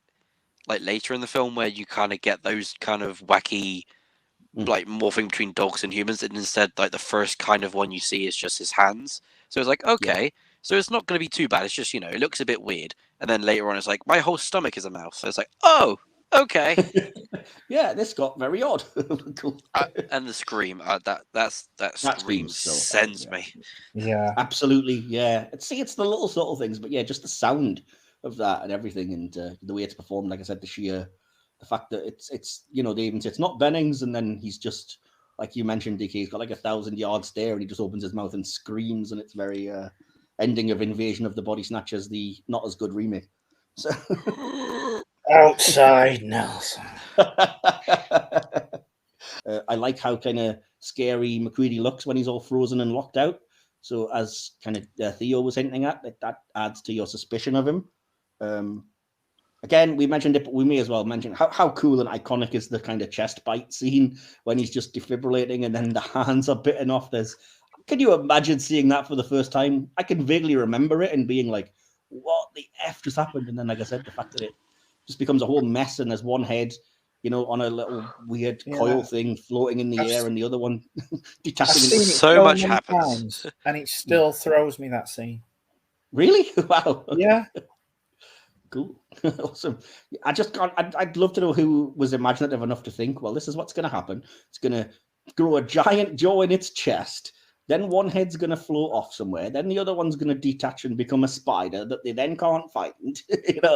So, but on a plot level, I also appreciated the fact that somebody wisely points out that, like, if we do suspect McCready, he did just do a pretty good job of killing the actual, infected thing. So it doesn't really stand to reason at that point when he's basically torched the creature. But then again, that's like drawing like attention away from himself. Like every possible maneuver every character does, it can be explained by just, well, it could be the creature playing smart, like he knows the jig's up with the other one, so he's like, oh, let's kill that, and actually kills the other one. It's like, well, it's like it kind of smart. Yeah, I see what you mean, definitely. This is yeah, very hard to like believe anybody. that's the point of the plot, though, isn't it? You could constantly second guess yourself, and you never know, and that's what the characters were obviously feeling. So Yeah, that's cool. because I mean, immediately prior to Palmer being revealed, he's the one that comes out with the, you've got to be fucking kidding. Yeah, exactly. Yeah, I never even picked that up, but you're right. Absolutely. Yeah, that's a good point. Why would he be anyway? That's clever. I like that. I do think, though, in terms of the effects, I have to say, and I feel bad because I know that Rob Bottin basically hospitalized himself during the blood test transformation when they reveal who it is. It does go very original Evil Dead for me. I was like, okay, this is now looking a bit too low budget, kind of. All right. I mean, I think it was the same year as Evil Dead, so maybe that's fair enough, but I just think it's so much better in all the others anyway. Dark cranberry sauce. Which bit was that? The one where the head's kind of chomping down on the other head? That's how it ends, but it's just like as it first sort of starts to mutate when they've revealed it, it just becomes, it looks very like kind of a shrunken-headed Deadite Evil Dead character. Because like the head shrinks around it and the eyes bulge out, and then yeah, I know what you mean now. Yeah, you know what I'm saying, yeah. Yeah. So it just, like I said, that effect for me didn't. I wouldn't say it didn't work because it was fine, but it just wasn't as good as the others. Particularly when it followed like the chest biting and the spider head and everything that were just flawless, more or less, So anyway. The last note I have on the direction is just that even the aspect ratio is oppressive. Apparently, Carpenter fought to have it in this aspect ratio so that you feel boxed in, which I was like, okay, again, I appreciate it. Didn't even really notice until I read about it. So, yeah. Awesome. Any other notes on direction before I move a little bit further on? No, like I said, I just think he's done a beautiful job with this, and it shows what he can do when given a budget. Definitely, 100%. Awesome. You're going to hate me because the next thing that I have to say, the next section I have was sounds and music. And I have to say, I'm not a fan of the Ennio Morricone score, even though I know you are, DK, probably. I love the Carpenter side of things, right. as I love all Carpenter soundtracks. I think the man's just so talented. There is one part, I think it's when they're in the Norwegian base and they discover the ice block that it came from. And Morricone's soundtrack at that point, it's just like someone strangling about 25 cats. I picked up on a lot. So high pitched. I have to turn the sound down at that point. Yeah, I found a lot of it was like that, and a lot of it's jarring, and a lot of it seems intrusive and kind of detrimental to any tension because, yeah, it's just like, well, I'm now thinking something's going to happen because it was quiet a minute ago, and now all of a sudden, like you said, it's like as if somebody just sat on a violin while strangling a cat, and I'm like, all right, what's this about?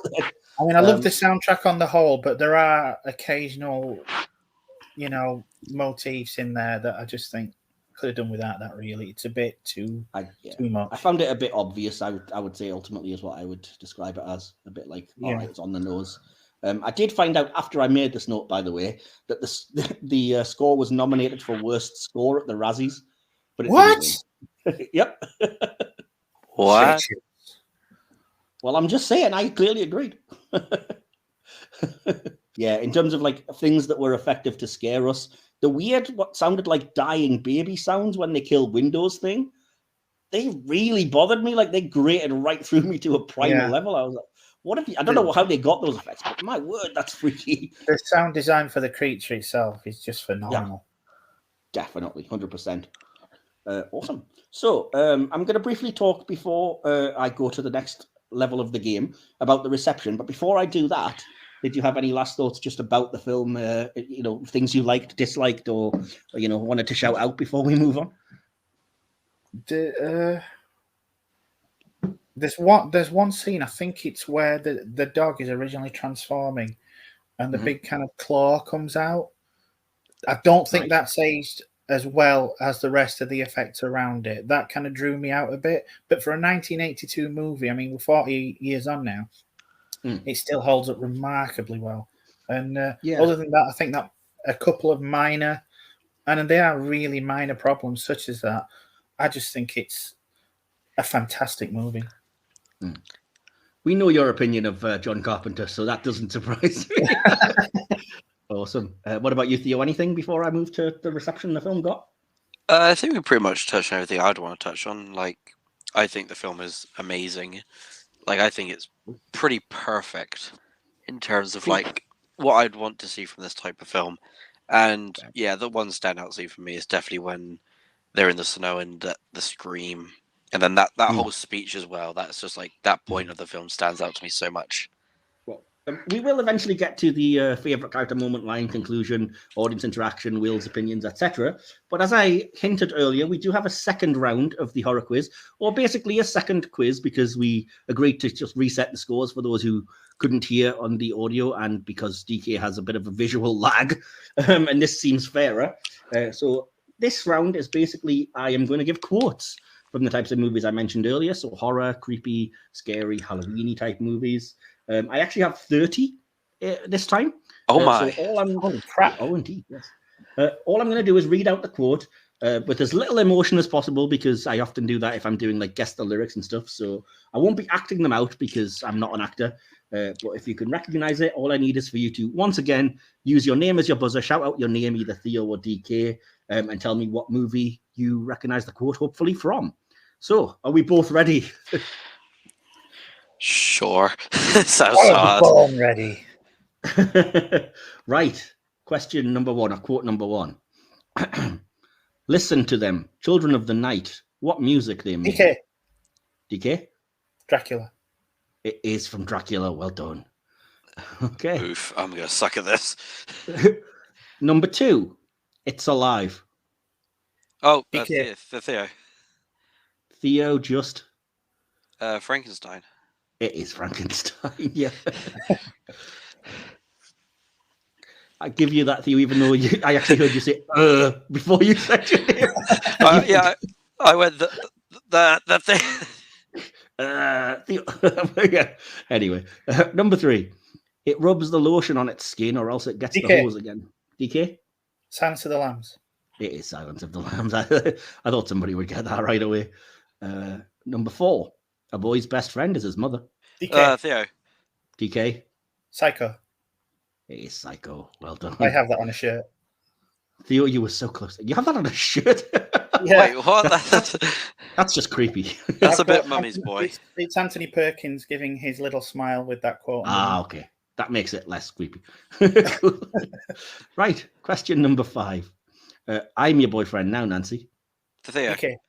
Theo? Nightmare on Elm Street. It is Nightmare on Elm Street. I was hoping somebody would say Stranger Things or something. But Nancy. number six. Congratulations, you are still alive. Most people are so ungrateful to be alive, but not Theo. you. Not anymore. Theo? Saw. It is Saw. Well done. Ooh, I good love the Saw spot. franchise. It's love the Amanda. first I two. love Amanda. Yeah, Shawnee Smith's great anyway. Right. Number seven. You know, it's Halloween. Everyone's entitled to one good scarer. DK. DK? Scream. Nope. Oh shit.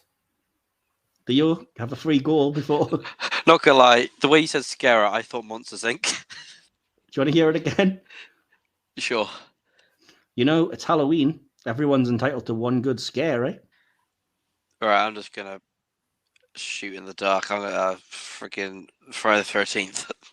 Nope. You're both going to kick yourself. That was Halloween. I knew it. Freaking knew it. Oh! Yep. The original. Right. Number 8. Don't blame the movies. The movies don't create DK. psychos. Theo. Movies. DK. Scream. Scream. Movies make psychos more creative. That's correct. This is so close. It's 4-3 to DK, but this is way more competitive than the other round. Yeah, we're on equal footing now. Yeah. Number 9. It's not the house that's haunted. Theo. It's your son. Theo. Insidious? It is Insidious. Well done. Ooh. I've not even seen that movie. I just found the quote. I originally thought it was Amityville Horror, but then I heard the Ooh. boy, but I was like, oh, Insidious. Fair enough. I should have stopped when you said your name. Never mind. That's 4 each anyway. Right. Number 10. Oh, you got a letter? I got ran over. Helen gets her hair chopped off and Julie gets a body in her Theo. trunk and you got a letter? Theo? I know what you did last summer. It is. I know what you did last summer. I'm impressed you knew that. Yeah, I remember the haircut scene. Did you know that, DK? I don't really remember that movie other than watching it not long after it came out. Fair enough. Number 11, then. By the way, I would have voted for Obama for a third term Theo. if I could. Theo. Get out. Get out is correct. Theo with a 2-point lead now. Oh, Where are we? Number 12. They're coming to get you, Barbara. Theo. DK. Theo. Well, technically this is 2, Night of the Living Dead or Shaun of the Dead. So that's Dawn of 7 the to Dead. Yeah. 7 to 4. No, I'll give you Night of the Living Dead. You ready for the next one?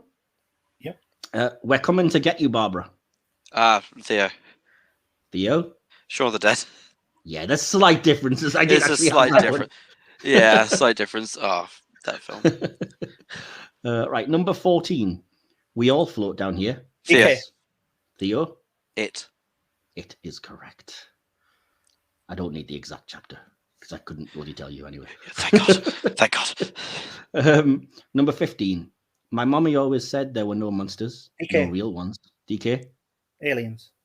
Aliens is correct and well done. One of my favorite movies ever, still to this day. So Theo currently now has a 4-point lead. You've broke it down to that at least. Where are we? Number 16. She's not my girlfriend. I find her interesting because she's DK. a client. DK? Ghostbusters. Oh, DK, I had such a longer quote than that, and you got it from that. I am impressed, man. I was going to go on to, and because she sleeps above her covers, 4 feet above her covers, she barks, she drools, she claws. So, but DK got that from, you've seen Ghostbusters too many times, man. Once or twice.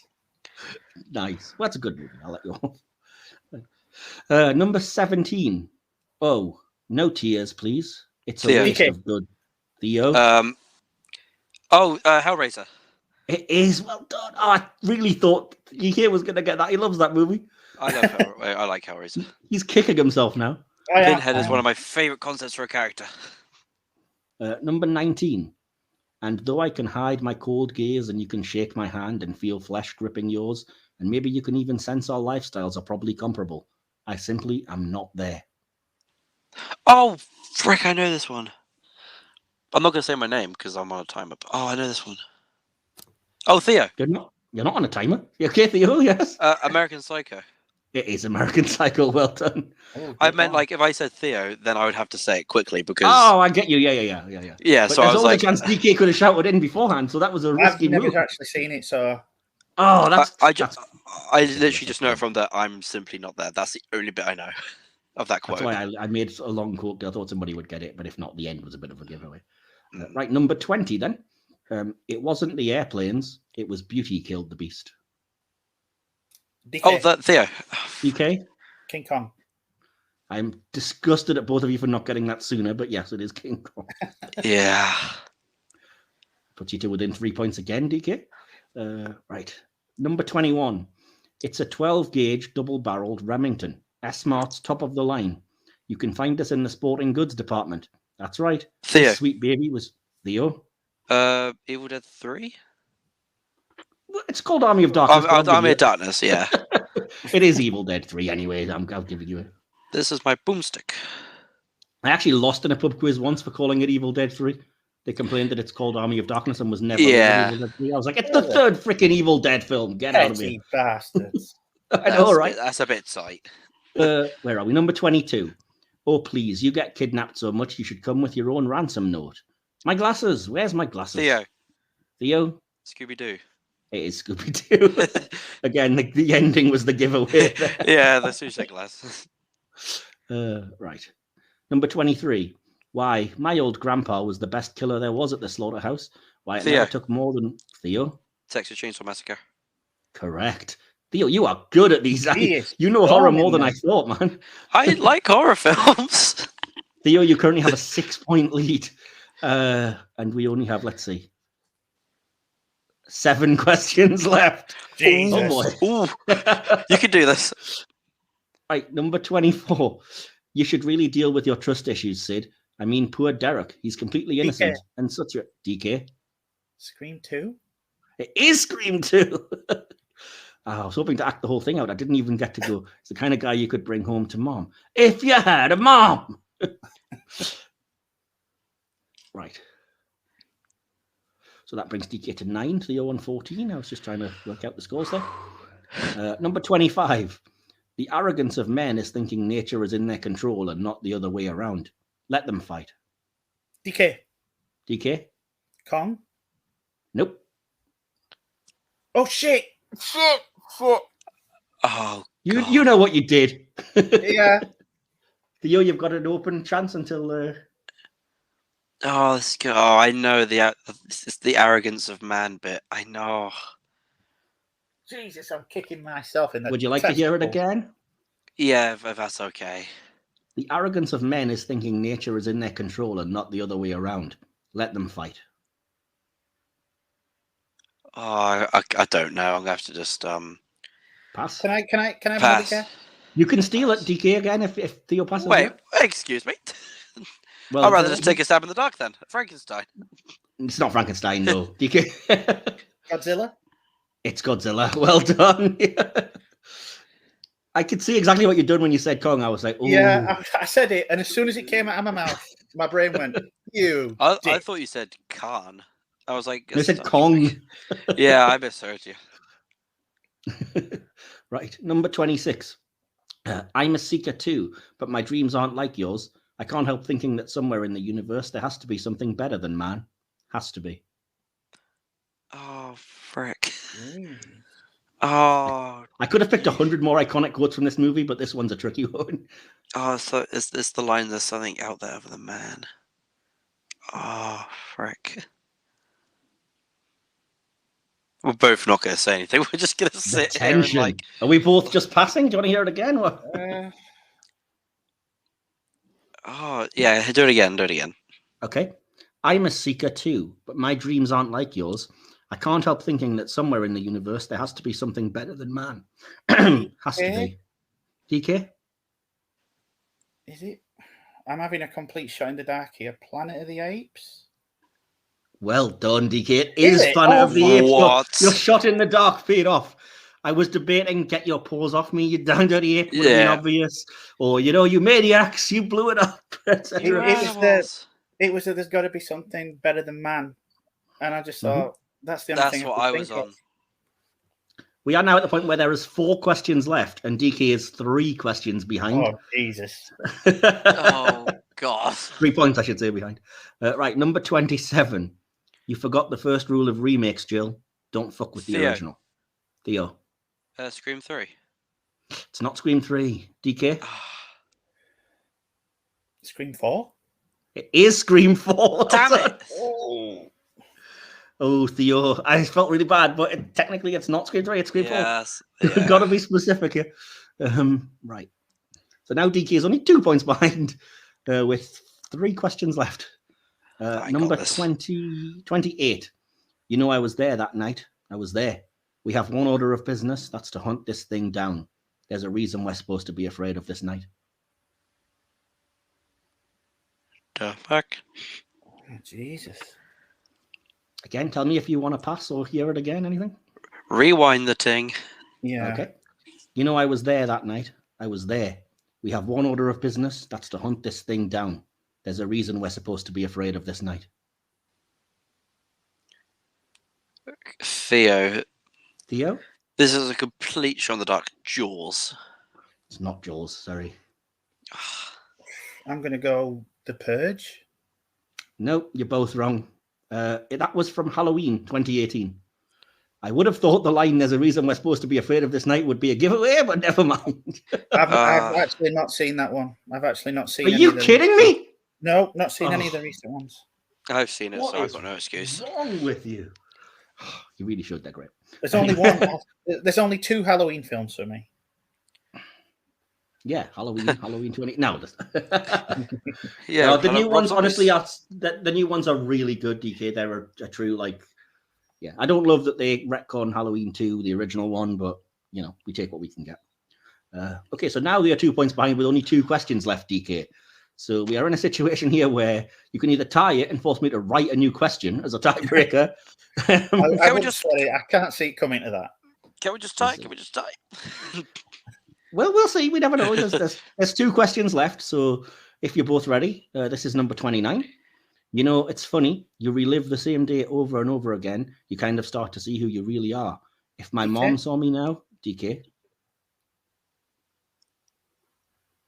Got to time you, DK. Oh God, I'm just gonna say triangle.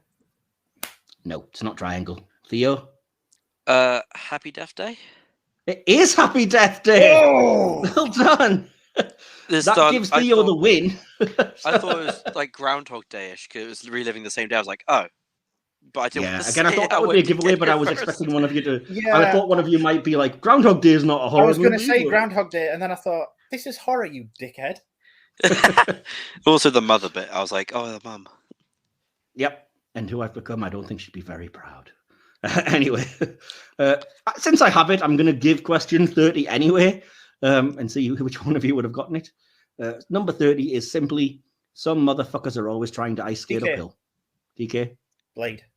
It is Blade. It's the best line in the whole flipping movie. Right. Blade. Oh, Get out of here. Yeah. I'm young. I got an excuse. So in the end, the irony is that DK, you have 13 points. Theo, you have 15. And there were 2 questions that neither of you got. So in theory, if DK had gotten those 2, it would have been a tie at 15 each. No, I've got to be honest. That were really well played by Theo. So, It was. nice So one. Nice one. Congratulations. Congratulations, Theo, Thank you. for winning it. Yeah.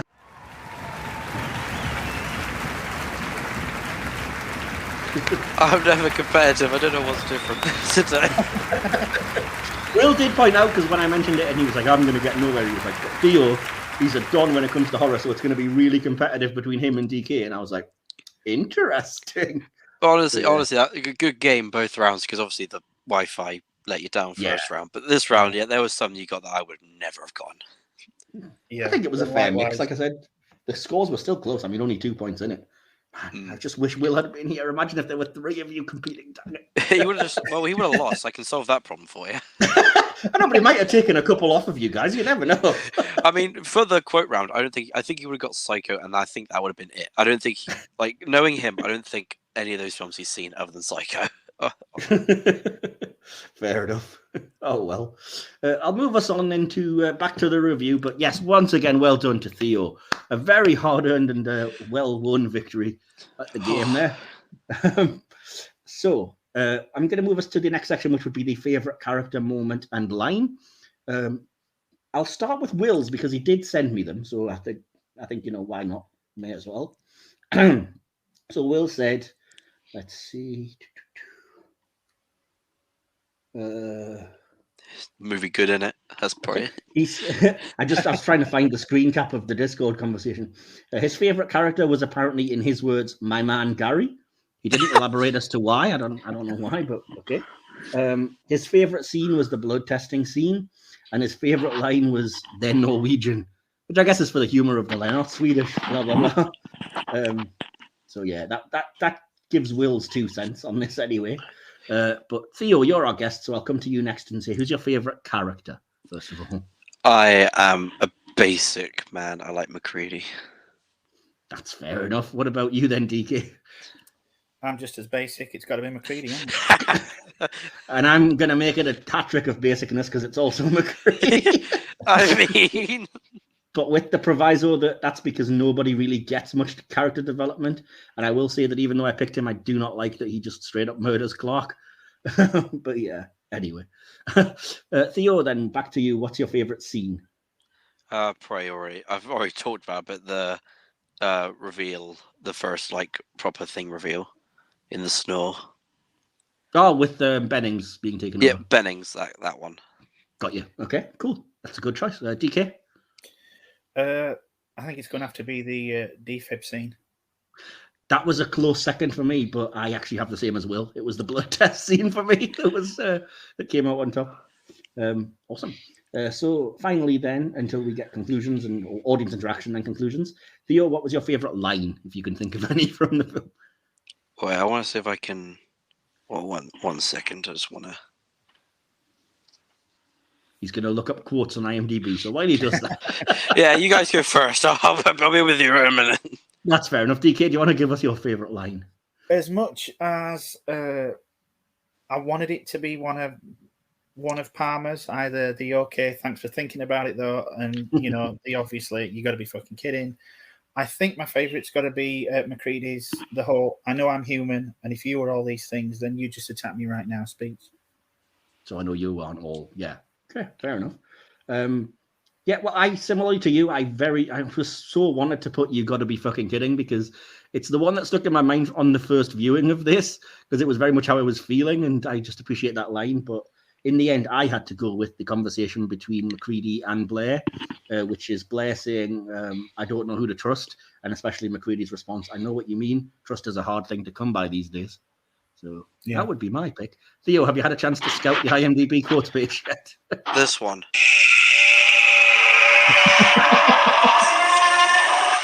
Oh, that's bone chilling.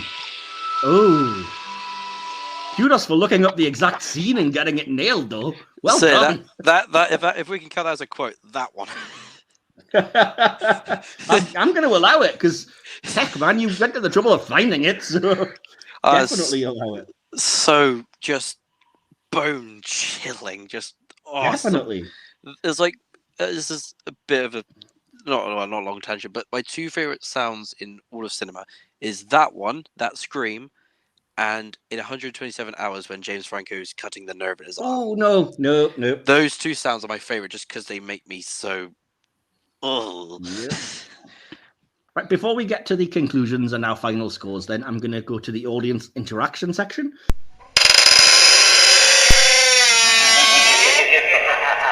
As usual, I did put out on social media, what are your opinions of the movie The Thing? We didn't get a lot of responses. I've only got 4, so I might as well read them out. This obviously isn't counting Will's, as he's included amongst our conclusion. So Jonathan Deakin on Twitter says, "It's the only film that has ever made me jump out of my seat. I was 6 feet tall and weighed 20 stone when I first watched this, but when it leapt out of a container, I leapt out of my seat." So, yeah. At Mangler112 says, "An absolute masterpiece, my favourite horror film ever." At eKelly1701 says, "The Thing is a positively brilliant film that goes far beyond gross out effects in exploring what happens to people when they are facing certain death. So powerful I couldn't watch it for decades after a viewing at 17 that gave me nightmares for years." Sorry about that. Oh, my sure. And finally, make people relive trauma. Right, so as I say, what we're going to do now, we are going to give a conclusion and a score out of 5 stars. That's how we always do it. And once again, I'm just going to start by giving Will's because he's not here, so that way it gets it out of the way. Will's conclusion is simply, as we know, I do like my characters to have something to them, and the characters certainly do. The film does a great job at laying down each and every essential component of a competent film, and that's how it flies easily. Really tense, and in that respect, especially with its superior pace, shits on the OG Halloween. I had to read that. He did write it. The music is also rather brilliant. It's a great piece of media, but I think it falls short of a perfect score because I'm not typically into this genre, although this was a great time, and he gave it 4.5 stars. Okay, so let me just see where we are. Well, we'll go to you next. Theo, do you want to go next, or? Yeah, I can do. Time to gather your thoughts. Okay, go for it. All right, it's not going to be as structured as Will, but I'll give it a go. Inclusion, I think this film is phenomenal. I think it's definitely deserves the appraisal it's getting nowadays, and I am flabbergasted at how it was initially treated on release.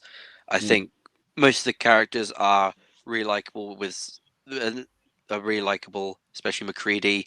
It's one of the only films that kind of creep me out in a sense that I've actually had a physical reaction to it, and films that can give you a physical reaction I tend to latch onto more just because most films don't really do that for me. But yeah, the practical effects are stupendous for the time and even hold up very well nowadays. And yeah, I quite like the score. I think there's only a few downplays, but the score in total I think is amazing. I really like this film a lot. Okay, so stars out of 5 then? I give it a 5 stars. Wow, perfect score. Awesome. Fair enough. And okay, DK, we'll come to you next. Why not? Okay, what's to say that's not already been said? John Carpenter took a plot line from a 1950s B-movie novella adaptation, went back to the source material, and gave us one of the all-time horror movie classics. Beautiful cinematography, amazing effects, Great soundtrack, fantastic performances, and a script that keeps you guessing.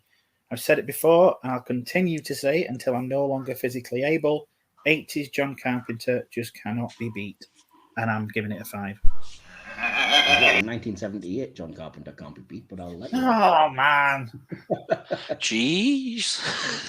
Right, I'm going to give my conclusion. It's not a total downer. I'll say that. No, I did have to rework this and stuff with Will, so apologies. It's a little bit long and it is written down, but I just said it's an absolute masterclass in showing paranoia and fear of the other. There's some good writing, lots of imaginative ideas, and brilliant direction. I'm not sure if it needs to be as grotesque and gory to tell the story, but the effect scenes only really bothered me on first viewing. So either the impact is dulled after the shock factor is gone, or I've just grown more desensitized and or seen way more weird shit by now. The lack of an introduction or any real development of most of the characters is a weak point, seeming like they're obvious death fodder and making it a struggle to know their names or particularly care about them. More of this instead of gore might have been more effective for me.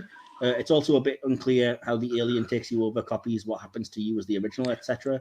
That said, this does a really good job emphasizing the effect and feeling of isolation. It portrays the detrimental impact of mistrust very well, though not quite as effectively as, say, Invasion of the Body Snatchers. The direction is notably outstanding, but not as good as Halloween, which remains Carpenter's masterpiece in my eyes. That's a high bar, though. I should really hate the nihilistic tone, as it's not usually my thing, but I think it works incredibly well in this case, and it's a strength. In the end, I found this an enjoyable, easy watch. I wasn't especially tense, but then I've seen the movie a few times before, so there weren't exactly any surprises. There's some great acting, outstanding practical effects, and some truly iconic, well-staged scenes, but it's lacking that killer edge for me to put it into absolute top-level greatness or call it a favourite. Still, though, it's undeniably very good, and I give it 4 out of 5. So, yeah, hopefully justified my score there with all that. And as I said, I am including Will's score in the final score. So that between the four of us, then that makes the average 4.625 out of 5. So we'll call it 4.6.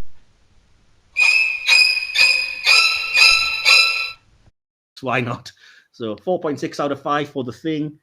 Pretty dang close to a perfect score, especially for a film with 4 people reviewing it, because that tends to knock the scores down a bit. So congratulations to The Thing for a very high score. And yeah, awesome. Any last thoughts, anybody? It's John Carpenter, isn't it? That'll do it. Pretty good. John Carpenter, in it. Nice. Right, well, all that remains for me to do then is to thank Theo for joining us for this very special crossover Halloween episode. Thank you for having me. If he's able to get it up and edited in his own way, you may well be able to see this on the Big Screen podcast, because I am sending the recording to Will. You'll definitely catch it on Silver Screen podcast, though. And yeah, it's been really fun. I've enjoyed the games that we played, the little Halloweeny ones, and I think I still really enjoyed the movie. It feels like I was being perhaps a bit too negative for a 4 out of 5 score, but I did really enjoy it, and I enjoyed talking about it with you guys, even though I've perhaps rambled a bit more than either of you. So awesome. So again, Theo, thanks again for joining us. Is there anywhere you want to plug, or your social medias or anything like that? Well, on Letterboxd, the Big Screen podcast kind of speaks for yourself. My personal YouTube channel, that wouldn't go amiss if I get a little shout out there and trying to get some traction on it. For sure, yeah. What's that? Can people find that? Soup Productions. Soup Productions. I did leave that in the comments as well the last time you guested, but I'll do that again. So thank you. And hopefully we'll have you back a few times. I'm hoping next year. I'd be happy to. Will's running much, so I will. I've got your contact details, and I'll just bug the crap out of you till you join us a few times, probably. So, be more than happy to. It's been really fun. Awesome. I look forward to next time then. And thanks for joining us if you've made it this far, audience. I hope you enjoyed it as well, and I hope you're enjoying the Halloween season. It'll be probably a few days before Halloween when this goes out, but for Halloween itself, you have a treat to look forward to, because we're going to be back with a top 10 horror films special. DK, did you want to tell them who our guests are going to be? Yeah, we've got Freddy and Purgatory, 2 really good horror streamers, so I'm really looking forward to that. I'll probably be the basic one of the group when it comes to listing. Oh, no, I'm going to be here. Don't worry, I'm here. So there's no fear of that. two very appropriate horror names there. Purgatory and Freddy. So yeah, well, I'm looking forward to that. So hopefully that'll be a good recording and people will enjoy that top 10 like the others. Theo, if you feel like contributing your top 10 for the audience interaction, by all means you can. I'll definitely do that. We've been agonizing for like 2 months over what to put in our top 10 because some of our favorites are just not going to make it. So unfortunately, but yeah, awesome. Well, that'll do it for all of us here today then. So do come back for that horror special, the top 10 horror movies. And in the meantime, do always remember, in the epic words of Arnie, we'll be back.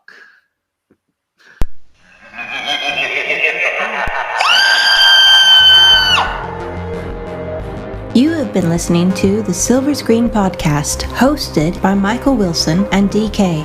Created, produced, and edited by Michael Wilson. Behind the scenes sections and additional material produced by D.K. Music by Timeless Journey. More information can be found at soundcloud.com/Timeless Journey. Follow the podcast on Twitter at podcast_screen, on Instagram at Silver Screen Podcast, or look for the Silver Screen Podcast under Facebook groups. Links to all our social media accounts and more are in this episode's description. This podcast is available on YouTube or wherever you get your podcasts. Just look for Silver Screen, Hit or Miss Star Trek. This has been a Mike's Podcast production. Copyright 2022. Thank you for listening.